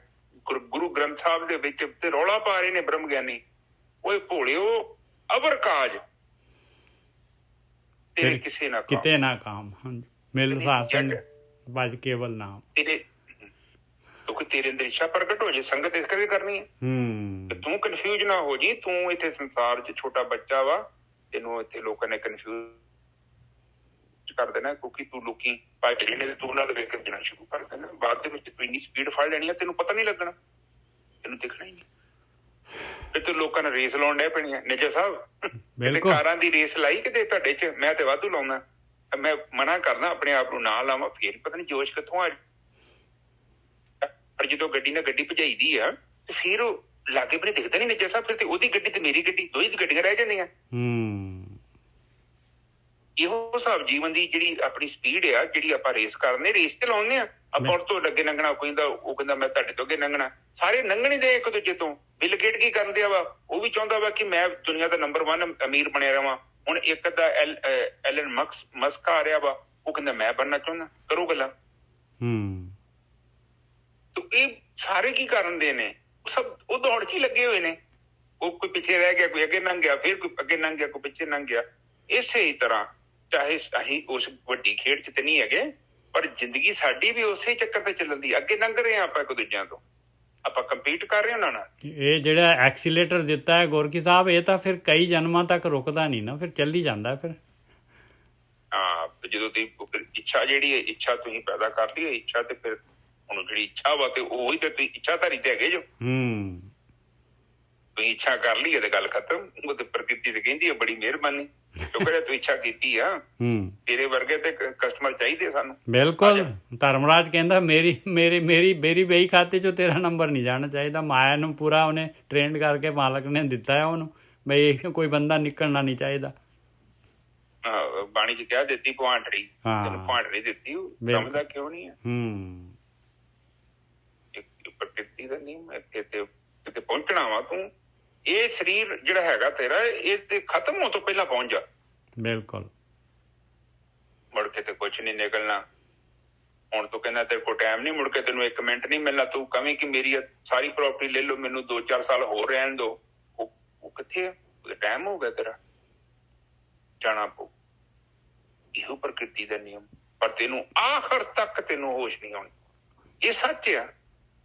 ਕਿਸੇ ਨੂੰ ਕਹੋ ਤੂੰ ਮਰ ਜਾਣਾ, ਉਹ ਕਹਿੰਦਾ ਕੀ ਗੱਲ ਕੀਤੀ? ਉਹ ਇਹ ਜਿਹੜਾ ਬੰਦੇ ਨੂੰ ਮਰ ਗਿਆ, ਇਹਨੂੰ ਸਾੜਨਾ ਇਹ ਆ, ਅਸੀਂ ਕਿਦੋਂ ਮਰਨਾ ਵਾ? ਜਾਓ ਮੜੀਆਂ ਚ ਜਾ ਕੇ ਵੇਖੋ ਲੋਕਾਂ ਨੂੰ। ਉਹ ਕਹਿੰਦੇ ਨਾ ਭਾਵੇਂ ਲੰਮੇ ਪੈ ਆਵੇ, 2 ਬੰਦੇ ਨੇ ਚੁੱਕਿਆ। ਉਹ ਕਹਿੰਦਾ ਠੀਕ ਹੈ ਜੀ, ਚੰਗਾ ਸੀ ਬੰਦਾ। ਹੁਣ ਕੀ ਕਹੀਏ, ਹੈ ਤੇ ਬੰਦਾ ਗੰਦਾ ਹੀ, ਚਲੋ ਹੁਣ ਚੰਗਾ ਹੀ ਕਹਿ ਦਈਏ, ਮਰ ਤੇ ਗਿਆ, ਹੁਣ ਕੀ ਕਹੀਏ ਇਹਨੂੰ ਮਾੜਾ। ਤੇ ਉਹਨੂੰ ਕਹੇ ਤੂੰ ਮਰਨਾ ਵਾ, ਉਹ ਕਹਿੰਦਾ ਮੈਂ ਕਿੱਥੇ, ਇਹ ਮਰਿਆ ਵਾ, ਮੈਂ ਤੇ ਚੰਗਾ ਭਲਾ, ਮੈਂ ਚੱਲਿਆ ਵਾਪਸ। ਆ ਬੰਦੇ ਮੈਨੂੰ ਲੈ ਕੇ ਜਾਣਗੇ ਵਾਪਸ। ਉਹ ਤਾਂ ਗੋਰਖੀ ਸਾਹਿਬ ਉੱਥੇ ਦੇ ਉੱਥੇ ਸ਼ਮਸ਼ਾਨ ਘਾਟ ਦੇ ਵਿੱਚ ਤੁਸੀਂ ਸਾੜ ਕੇ ਆ ਜਾਓ। ਜਦੋਂ ਅੱਗ ਲਾਈ ਆ, ਉਧਰੋਂ ਪੁੱਛਦੇ ਆ ਵੀ 10 ਤਰੀਕ ਨੂੰ ਕਿਹੜੀ ਪਾਰਟੀ ਆ ਰਹੀ ਆ, ਉੱਥੇ ਦੇ ਉੱਥੇ ਸ਼ੁਰੂ ਹੋ ਜਾਂਦੇ। ਵੇਂਦੇ ਨਹੀਂ ਆ, ਉਹ ਇਹ ਨਹੀਂ ਵੇਂਦੇ ਕਿ ਇਹ ਜਿਹੜਾ ਬੰਦਾ ਮਰ ਗਿਆ, ਇਹਨੇ ਕੀ ਕੀਤਾ ਜ਼ਿੰਦਗੀ ਦੀ ਪ੍ਰਾਪਤੀ ਕੀ ਆ, ਇਹਨੇ ਕੁਛ ਲੱਭਿਆ? ਉਹ ਇਹੋ ਕਹਿੰਦੇ ਵੀ ਵਾਹ ਵੀ ਵਾਹ, ਬੰਦਾ ਵਧੀਆ ਸੀ, ਧੀਆਂ ਪੁੱਤਰ ਲਈ 40 ਕਿੱਲੇ ਪੈਲੀ ਛੱਡ ਗਿਆ। ਪਰ ਇਹ ਨਹੀਂ ਕਹਿੰਦੇ ਕਿ ਇਹ ਬੰਦਾ ਤੇ ਬੜਾ ਕੰਗਾਲ ਹੋ ਕੇ ਮਰ ਰਿਹਾ, ਕਿਹਨੇ ਨਹੀਂ ਦੱਸਿਆ, ਕਿਹਨੇ ਕਿਤੇ ਭਗਤੀ ਨਹੀਂ ਕੀਤੀ। ਹਾਂ ਇਹਨਾਂ ਹੀ ਧਾਰਮਿਕ ਸਥਾਨ ਬੜੇ ਬਣਾਤੇ ਨੇ, ਇਹ ਨਲਾਇਕੀਆਂ ਹੀ ਆ। ਦੀਪ ਸਿੱਧੂ ਦੇ ਮਾਮਲੇ 'ਚ ਵੀਰ ਜੀ ਬਿਲਕੁਲ ਉਲਟ ਹੋਇਆ ਹੈ, ਮਤਲਬ ਉੱਥੋਂ ਲੋਕ ਉੱਠ ਨਹੀਂ ਰਹੇ ਸੀ। ਨਹੀਂ ਉਹ ਤੇ ਉੱਠ ਨਹੀਂ ਰਹੇ ਹੁਣ, ਭਾਵੇਂ ਉਹ ਤੁਸੀਂ ਗੱਲ ਤੇ ਕਰਦੀ ਆ। ਉਹ ਜਦੋਂ ਵਿਚਾਰਾ ਉਹ ਉੱਥੇ ਨਾਲ ਗਿਆ ਤੇ ਉਹ ਅੱਧੇ ਤੋਂ ਤੇ ਬਰਖਲਾਫ ਹੋ ਗਏ ਸੀ। ਉਹ ਤੇ ਕਹਿੰਦੇ ਸੀ ਇਹ ਤੇ ਉਹ ਨਰਿੰਦਰ ਮੋਦੀ ਨੇ ਭੇਜਿਆ ਵਾ, ਆ ਤੁਸੀਂ ਪੁਰਾਣੀਆਂ ਰਿਕਾਰਡਿੰਗਾਂ ਕੱਢ ਕੇ ਵੇਖ ਲਓ ਅੱਜ ਤੋਂ ਜਦੋਂ ਧਰਨਾ ਹੋਇਆ ਸੀ। ਬਿਲਕੁਲ। ਹੁਣ ਲੋਕ ਪਤਾ ਕੀ ਲੋਕੀ ਏਦਾਂ ਹੀ ਕਰਦੇ ਆ, ਮਰਿਆਂ ਨੂੰ ਪੂਜਦੇ ਆ, ਜੀਂਦਿਆਂ ਨੂੰ ਤੇ ਲੋਕੀ ਡਾਂਗਾ ਫੇਰਦੇ। ਮਰ ਗਿਆ ਹੁਣ, ਉਹ ਮਰ ਗਿਆ ਤੁਹਾਨੂੰ ਕੀ ਉਹ ਵਿਚਾਰਾ, ਜਿਉਂਦੇ ਤੇ ਵੇਖੋ ਕਿੰਨੇ ਲੋਕ ਉਹਦੇ ਬਰਖਲਾਫ ਹੋ ਗਏ, ਉਹਨੂੰ ਕਿਸੇ ਨੇ ਪੁੱਛਿਆ ਹੀ ਨਹੀਂ। ਉਹਨਾਂ ਇਹ ਲੋਕ ਡਰ ਗਏ ਸੀ ਦੀਪ ਸਿੱਧੂ ਕਿਤੇ ਵੱਡੀ ਪੋਸਟ ਤੇ ਨਾ ਆ ਜੇ, ਸਾਡਾ ਸਿੱਖਾਂ ਦਾ ਕਿਸਾਨਾਂ ਦਾ ਕੋਈ ਵੱਡਾ ਹੈਡ ਨਾ ਬਣ ਜੇ। ਨਹੀਂ ਨਾਲੇ ਦੂਸਰੀ ਗੱਲ ਸੀ ਗੋਰਖੀ ਸਾਹਿਬ ਉਹ ਸੀਗਾ ਉਹਨਾਂ ਨੂੰ ਬਈ ਜਿਹੜਾ ਨਾਲ ਵੀ ਇਹੀ ਹੋਇਆ ਸੀਗਾ ਕਹਿੰਦੇ ਇਹ ਨਿਯਮ ਆ, ਇਹ ਕਿਹੜੀ ਗੱਲ ਆ। ਹਾਂ ਬਈ ਇਹ ਪ੍ਰਕਿਰਤੀ ਦਾ ਨਿਯਮ ਆ। ਕਹਿੰਦੇ ਸਾਡਾ ਜਿਹੜਾ ਹੈਗਾ ਅੰਦੋਲਨ ਜਿਹੜਾ ਹੈਗਾ ਇਹ ਸਾਈਡ ਟਰੈਕ ਨਾ ਹੋ ਜੇ, ਬਸ ਇਹ ਵੀ ਸੀਗਾ ਇੱਕ ਚੀਜ਼, ਡਰ ਸੀਗਾ ਉਹਨਾਂ। ਹਾਂ ਹੁਣ ਦੇਖੋ ਹੁਣ ਕਿਸੇ ਨੂੰ ਕੀ ਕਹਿਣਾ, ਉੱਥੇ ਜਿਹੜੇ ਵਿਚਾਰੇ ਮਰੇ ਉਹਨਾਂ ਦੇ ਬਾਰੇ ਕੋਈ ਨੇ ਜਾਣਿਆ? 25-30 ਬੰਦੇ ਮਰ ਗਏ ਉਹ ਚੋਂ। ਉੱਥੋਂ ਅਰਬਾਂ ਰੁਪਈਆ ਆਇਆ ਬਾਹਰੋਂ, NRI ਮਨੀ ਆਈ ਆ ਕਿ ਬਈ ਲੋਕਾਂ ਦਾ ਭਲਾ ਕਰੋ, ਇਹ ਲੋਕਾਂ ਦਾ। ਤੇ ਉਹ ਮੈਨੂੰ ਤੇ ਨਹੀਂ ਲੱਗਦਾ ਉਹ ਪੈਸਾ ਕੇਸ ਉਹਨਾਂ ਨੇ ਹਵਾ ਕੱਢੀ ਆ। ਉਹਨਾਂ ਡਿਕਲੇਅਰ ਕੀਤੀ ਕਿ ਸਾਡੇ ਕੋਲ ਇੰਨੇ ਪੈਸੇ ਆਏ ਆ, ਦੱਸੋ। ਉਹ ਕਿਸਾਨ ਮੋਰਚਾ 25-30 ਬੰਦੇ ਹੁੰਦੇ ਸੀ, ਆਮ ਹੀ ਤੁਰੇ ਫਿਰਦੇ ਹੁੰਦੇ ਸੀ। ਇੱਥੇ ਬਾਬੇ ਬੁੱਢੇ ਸਾਹਿਬ ਵਾਲੇ ਜਿੱਥੇ ਵੇਖੋ ਟਰਾਲੀ ਤੇ ਲੱਦੀ ਹੋਣੀ ਉਹਨਾਂ ਨੇ ਆਪਣੀ ਪਾਰਟੀ ਤੋਂ, ਉਹਨਾਂ ਨੇ ਮੋਰਚਾ ਲਾ ਲੈਣਾ। ਉਹ ਟਾਈਮ ਦੇ ਤੁਰੇ ਸੀ। ਚਲੋ ਹੁਣ ਇੱਕ ਬਿੱਲ ਬਣ ਗਿਆ, ਉਹ ਮੌਕਾ ਮਿਲ ਗਿਆ। ਸੋ ਇਹ ਗੱਲਾਂ ਬਾਤਾਂ ਹੁੰਦੀਆਂ ਜਦੋਂ ਬੰਦੇ ਕੋਲ ਪੈਸਾ ਆ ਜਾਂਦਾ ਨਾ। ਦੇਖੋ ਬਾਣੀ ਚ ਇੱਕ ਤੁਕ ਆਉਂਦੀ ਆ, ਤਪੋ ਰਾਜ ਤੇ ਰਾਜੋ ਨਰਕ। ਇੱਕ ਸਮਾਂ ਆਉਂਦਾ ਬੰਦਾ ਫਿਰ ਜਦੋਂ ਉੱਪਰ ਚੱਲ ਜਾਂਦਾ ਨਾ ਤੇ ਫਿਰ ਉਹ ਚਾਹੁੰਦਾ ਮੈਂ ਰਵਾਂ ਉੱਤੇ, ਕੋਈ ਹੋਰ ਨਾ ਆ ਜਾਏ। ਉਦੋਂ ਦੀਪ ਸਿੱਧੂ ਆ ਗਿਆ ਸੀ ਉੱਪਰ, ਇੱਕਦਮ ਸੈਲੀਬ੍ਰਿਟੀ ਬਣ ਗਿਆ ਸੀ। ਤੇ ਬਾਅਦ ਦੇ ਵਿੱਚ ਫਿਰ ਕਹਿੰਦੇ ਨਹੀਂ ਜੀ ਨੇ ਸਾਡਾ ਧਰਨਾ ਖਰਾਬ ਕਰਤਾ, ਉਹ ਸਾਡਾ ਪਲਾਨ ਹੀ ਨਹੀਂ ਸੀ, ਇਹ ਲਾਲ ਕਿਲੇ ਵੱਲ ਕਿਉਂ ਲੈ ਗਿਆ। ਇਹ ਗੱਲਾਂ ਬਾਅਦ ਦੀਆਂ ਗੱਲਾਂ ਨੇ ਜੱਜਾ ਸਾਹਿਬ। ਸੋ ਇਹ ਏਦਾਂ ਹੀ ਮਨੁੱਖਤਾ ਏਦਾਂ ਹੀ ਕਰਦੀ ਆ। ਕੋਈ ਵੀ ਦੇਖੋ ਗੁਰੂ ਨਾਨਕ ਪਾਤਸ਼ਾਹ ਵਾ, ਉਹਨਾਂ ਨੂੰ ਬੜਾ ਲੋਕਾਂ ਨੇ ਬੜਾ ਵਡਿਆਇਆ ਸੀ, ਹੁਣ ਵਡਿਆਉਂਦੇ ਨੇ। ਉਦੋਂ ਨਹੀਂ ਕਿਹਨੇ ਵਡਿਆਇਆ, ਉਦੋਂ there are not so many people। ਤੇ ਗੁਰੂ ਅਮਰਦਾਸ ਨੂੰ ਅਮਰੂ ਨਥਾਣਾ ਕਹਿੰਦੇ ਸੀ। ਉਹ ਨਥਾਣਾ ਇਤਿਹਾਸ ਪੜ੍ਹੋ। ਤੇ ਉਸ ਤੋਂ ਬਾਅਦ ਵੇਖੋ ਹਰਗੋਬਿੰਦ ਸਾਹਿਬ ਦੇ ਵੇਖੋ ਕੀ ਕੀਤਾ, ਕਬਜ਼ਾ ਕਰ ਲਿਆ ਉਹਨਾਂ ਨੇ ਗੁਰਦੁਆਰੇ ਤੇ। ਉਹਨਾਂ ਨੂੰ ਜਾਣਾ ਪਿਆ ਉੱਥੋਂ, ਸਾਰਾ ਇਤਿਹਾਸ ਭਰਿਆ। ਬਿਲਕੁਲ ਉਹ ਵੱਖਰੀ ਗੱਲ ਹੈ, ਆਪਾਂ ਉਸ ਟੌਪਿਕ ਤੇ ਕਿਤੇ ਜਾਂਦੇ ਨਹੀਂ ਆ। ਕੁਝ 600-700-800 ਸਾਲ ਪੁਰਾਣਾ ਵਾ, ਕੁਝ ਜ਼ਿਆਦਾ ਪੁਰਾਣਾ ਇਤਿਹਾਸ ਨਹੀਂ ਆਪਣਾ। ਇੰਨਾ ਤੇ ਬੰਦਾ ਓਦਾਂ ਵੀ ਆ ਸਕਦਾ। ਉਦੋਂ ਬੰਦਾ ਚੰਗਾ ਭਰਾ ਲਿਖ ਲੈਂਦਾ ਸੀ, ਪਰ ਬਾਣੀ ਚ ਉਹਨਾਂ ਵਰਣਨ ਕੀਤਾ। ਲੋਕੀ ਏਦਾਂ ਹੀ ਕਰਦੇ। ਜਦੋਂ ਗੱਡੀ ਚੜ੍ਹ ਜਾਂਦੀ ਹੈ ਫਿਰ ਸਾਰੇ ਮੇਰੇ ਵਰਗੇ ਚੜ੍ਹ ਕੇ ਉੱਤੇ ਬਹਿ ਜਾਂਦੇ ਕਿ ਮੈਂ ਚਲਾਈ ਆ, ਮੈਂ ਤਿਆਰ ਕੀਤੀ ਹੈ। ਫਿਰ ਉਹ ਡਰਾਈਵਰ ਨੂੰ ਲਾ ਦਿੰਦੇ ਆ, ਫਿਰ ਆਪ ਡਰਾਈਵਰ ਬਣ ਜਾਂਦੇ ਆ। ਇਹੋ ਹੀ ਪ੍ਰਕਿਰਤੀ ਦਾ ਨਿਯਮ ਹੈ। ਹਾਂਜੀ ਨਜਰ ਸਾਹਿਬ ਟਾਈਮ ਹੋ ਗਿਆ। ਹਾਂਜੀ ਬਸ ਇੱਥੇ ਆਪਾਂ ਉਹ ਕਰਦੇ ਵਿਸ਼ਰਾਮ ਕਰਦੇ। ਹਾਂ ਤੇ ਕਹਿੰਦੇ ਆ ਕਿ ਇਹ ਤੁਕ ਮੈਂ ਰਹਿ ਗਈ ਆ, ਮੈਨੂੰ ਫਿਰ ਸਰਲ ਕਰਦਾ। ਜੇ ਅਨੁਭਵ ਤੈ ਭੈ ਨਹੀਂ, ਜਿੱਥੇ ਤੁਸੀਂ ਅਨੁਭਵ ਕਰ ਲਿਆ, ਉਹਨੂੰ ਅਨੁਭਵ ਕਰ ਲਿਆ ਤੇ ਫਿਰ ਤੋਂ ਭੈ ਤੋਂ ਮੁਕਤ ਹੋ ਜਾਓਗੇ। ਫਿਰ ਤੁਸੀਂ ਬੋਲੋਗੇ ਤਾਂ ਪਤਾ ਲੱਗੂਗਾ ਇਹ ਬੰਦਾ ਕਿਹੜੇ ਸਟੇਸ਼ਨ ਤੋਂ ਬੋਲਣ ਦਾ। ਇਹ ਬੰਦੇ ਨੂੰ ਭੈ ਨਹੀਂ ਹੈਗਾ, ਭੈ ਤੋਂ ਮੁਕਤ ਹੈ। ਬਿਲਕੁਲ ਉਹਦੇ ਲਫ਼ਜ਼ਾਂ ਤੋਂ ਪਤਾ ਲੱਗੂ। ਬੜੇ ਵੇਖੋ ਕਬੀਰ ਸਾਹਿਬ ਹੋਣੀ ਕਿੱਦਾਂ ਹਨੇਰੀ ਲਈ ਆਉਂਦੇ ਆ, ਇੱਕ ਇੱਕ ਚੀਜ਼ ਨੂੰ ਕੱਟਦੇ ਪਏ ਆ ਗਿਆਨ ਦੇ ਨਾਲ, ਕੱਟੀ ਜਾਂਦੇ। ਆ ਵੀ ਸਹੀ, ਆ ਵੀ ਸਹੀ, ਆ ਵੀ ਸਹੀ, ਇਹਨੂੰ ਕੱਟੋ। ਤੇ ਫਿਰ ਲੋਕਾਂ ਨੇ ਰੌਲਾ ਪਾਇਆ ਕਿ ਤੁਸੀਂ ਕਹਿੰਦੇ ਮੂਰਤੀ ਦੀ ਪੂਜਾ ਨਾ ਕਰੋ, ਮੰਦਿਰਾਂ ਦੇ ਵਿੱਚ ਨਾ ਜਾਓ। ਤੇ ਫਿਰ ਕਰੀਏ ਕੀ? ਇਹੋ ਤਾਂ ਸਿਖਾਇਆ ਸਾਨੂੰ ਲੋਕਾਂ ਨੇ। ਕਿਉਂਕਿ ਲੋਕਾਂ ਨੇ ਤਾਂ ਸ਼ੁਰੂ ਤੋਂ ਹੀ ਮੁਹੰਮਦ ਜਿਹੜਾ ਗਜਨਬੀ ਸੀ, ਪਤਾ ਨਹੀਂ ਕਿੰਨੇ ਹਮਲੇ ਕੀਤੇ ਸੀ। ਮੈਂ ਪੜ੍ਹਦਾ ਸੀ ਇਤਿਹਾਸ, 16 ਕੀਤੇ ਸੀ। ਆਹ ਤੇ ਉਹ ਅਟੈਕ ਹੀ ਮੰਦਿਰਾਂ ਚ ਕਰਦਾ ਸੀ। ਉਹ ਕਹਿੰਦਾ ਹੁਣ ਆਪਣੇ ਦਰਬਾਰ ਸਾਹਿਬ ਆ, ਹੁਣ 15 ਕਰੋੜ ਦਾ ਅਗਲੇ ਨੇ ਚੜਾਇਆ ਵਾ ਸੋਨਾ। ਤੇ ਦਰਬਾਰ ਸਾਹਿਬ ਥੋੜਾ ਪੈਸਾ ਚੜਦਾ ਵਾ, ਬੜਾ ਗੋਲਡ ਚੜਦਾ ਇੱਥੇ। ਇਹ ਵੀ ਮੰਦਿਰਾਂ ਵਾਲਾ ਹਿਸਾਬ ਆ। ਤੇ ਉਹ ਏਦਾਂ ਮੰਦਿਰ ਲੁੱਟ ਲੈਂਦੇ ਸੀ। ਉਹ ਫਿਰ ਲੁੱਟ ਕੇ ਲੈ ਜਾਣਾ। ਇੱਕ ਜਾਂ ਮੇਰੇ ਕੋਲ 5 ਤੋਲੇ 10 ਤੋਲੇ ਨਿੱਜਰ ਸਾਹਿਬ ਤੋਂ ਖੋਣੇ। ਉਹ ਕਹਿੰਦੇ ਕਿ ਇਹਨਾਂ ਦੇ ਧਾਰਮਿਕ ਸਥਾਨਾਂ ਤੋਂ ਖੋਲੋ, ਇਹਨਾਂ ਫੇਰ ਚੜਾ ਦੇਣਾ ਵਾ ਨਿੱਜਰ ਸਾਹਿਬ। ਹੁਣ ਵੇਖੋ ਤ੍ਰਿਪਤੀ ਦਾ ਮੰਦਿਰ ਹੈਗਾ ਵਾ ਬਾਲਾ ਜੀ ਦਾ, ਵੇਖੋ ਕਿੰਨਾ ਸੋਨਾ ਚੜਦਾ, ਏਦਾਂ ਹੀ ਖੂਖਾ ਲੈਂਦੇ ਕੀ ਪਤਾ ਵੀਰ ਜੀ ਜਿਹੜੀ ਕਮੇਟੀਆਂ ਹੈਗੀਆਂ, ਜਿਹੜੇ ਪੁਜਾਰੀ ਹੈਗੇ ਉਹ ਖਿੱਚੀ ਤਾਂ ਜਾ ਰਹੇ ਵਿੱਚੋਂ ਦੀ, ਆਪਾਂ ਨੂੰ ਕੀ ਪਤਾ। ਨਹੀਂ ਹੁਣ ਤੇ ਖਿੱਚੀ ਜਾ ਹੁਣ ਤੇ ਚਲੋ ਨਿੱਜਰ ਸਾਹਿਬ ਸਿਸਟਮ ਲੱਗ ਗਿਆ। ਦੇਖ ਲਓ ਬੰਦੇ ਦੀ ਐਸੀ ਬਿਰਤੀ ਹੋ ਗਈ ਆ, ਉਹ ਅੰਨ ਖਾਣ ਡਿਆ ਪਏ ਨਾ, ਦਾਨ ਦਾ ਭ੍ਰਿਸ਼ਟ ਹੋ ਜਾਂਦੀ ਆ, ਪੂਜਾ ਦਾ ਧਾਨ। ਆਹ ਤੇ ਉਹ ਤੋਂ ਬੜਾ ਉਹ ਬੰਦੇ ਦੀ ਅੱਖਾਂ ਤੇ ਨਾ, ਤੁਹਾਡੀ ਅੱਖਾਂ ਤੇ ਗਿੱਡ ਆ ਜਾਣੀ ਆ, ਤੁਹਾਨੂੰ ਦਿਖਣਾ ਹੀ ਨਹੀਂ। ਸਾਡੇ ਵੀ ਕਿਹੜੇ ਨਿੱਜੀ ਸਾਹਿਬ ਹੱਟਦੇ ਲੋਕੀ ਗੁਰਦੁਆਰਿਆਂ ਦੇ ਵਿੱਚ। ਸਾਡੇ ਨਾ ਕੋਈ ਬਾਹਰ ਦਾ ਬੰਦਾ ਆਇਆ ਤੇ ਉਹਦੇ ਪੁੱਤ ਦੀ ਜ਼ੁਬਾਨ ਬੰਦ ਸੀ, ਉਹਨੇ ਆਖਿਆ ਅਰਦਾਸ ਕਰਦੇ ਇੱਥੇ ਬਾਬਾ ਜੀ ਮੇਰੇ ਪੁੱਤ ਦੀ ਜ਼ੁਬਾਨ। ਉਹਨੇ ਫੜ ਕੇ ਨਾ ਨੀ ਦਿੰਦੀ, ਉਹਨੇ ਜ਼ੁਬਾਨ ਜਿਹੜੀ ਨਿੱਜੀ ਸਾਹਿਬ ਜੇਬੇ ਚ ਪਾ ਲਈ। ਉਹਨੇ ਜ਼ੁਬਾਨ ਜਿਹੜੀ ਜੇਬ ਤੇ ਕਿਹੜਾ ਵੇਖਣਾ, ਕੈਮਰੇ ਕੁਮਰੇ ਹੋਣ ਲੱਗੇ, ਉਦੋਂ ਨਹੀਂ ਨਾ ਕੈਮਰੇ ਹੁੰਦੇ, ਤੇ ਉਹ ਮੁੜ ਕੇ ਉਹਨੂੰ ਭੂਤਣੀ ਪਈ।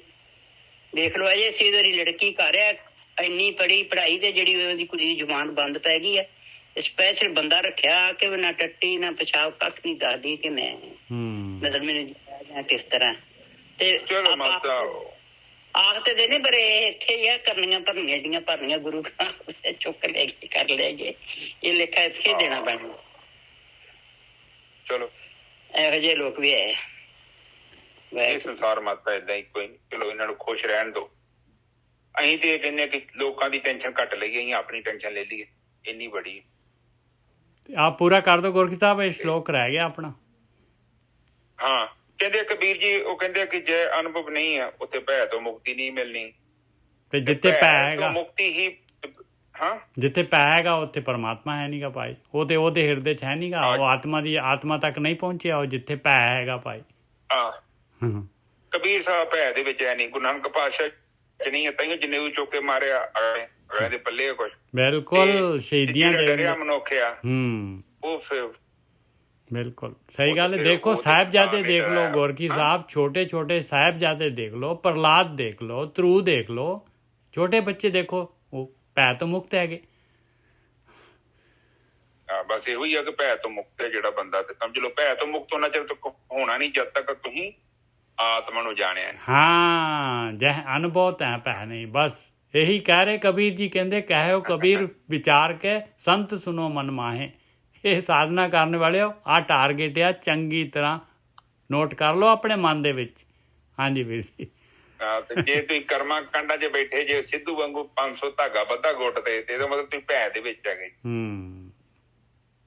ਅਜੇ ਤੁਸੀਂ ਰਸਤੇ 'ਚ ਘੁੰਮ ਰਹੇ ਜੋ, ਪਹੁੰਚੇ ਨਹੀਂ ਕਿਤੇ।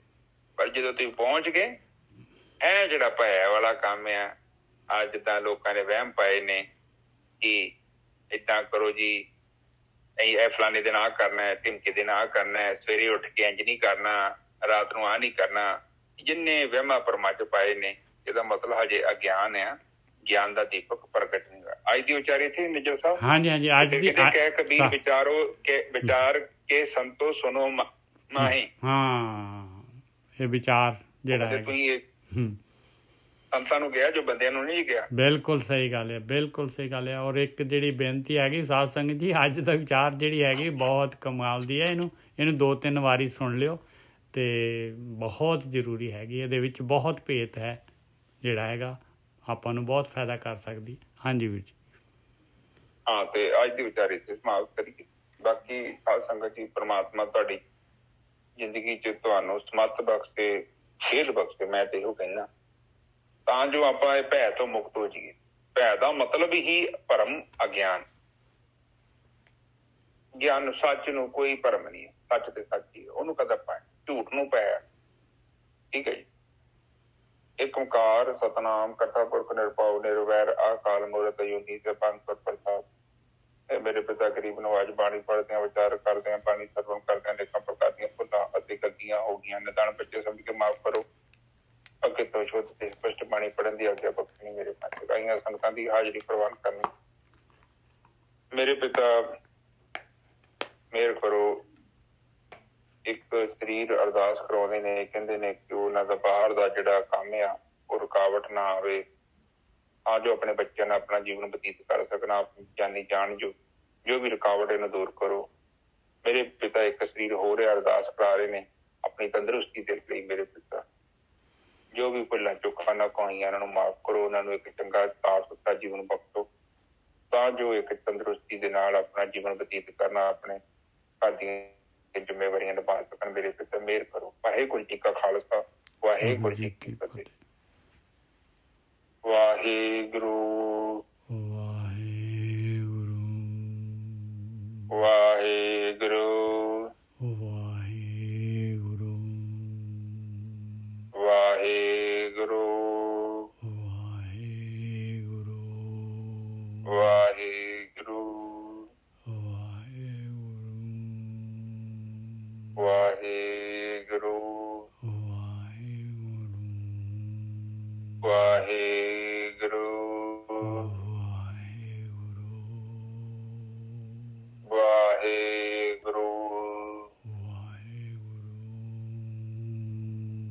ਵਾਹਿਗੁਰੂ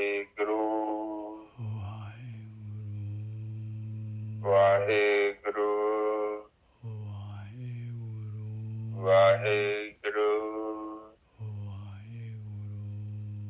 ਵਾਹਿਗੁਰੂ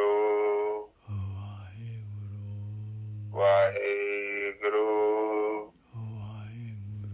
ਵਾਹਿਗੁਰੂ ਵਾਹਿਗੁਰੂ ਤਾਂ ਸੰਗਤ ਦੀ ਚੁੱਪ ਹੋ ਜਾਓ।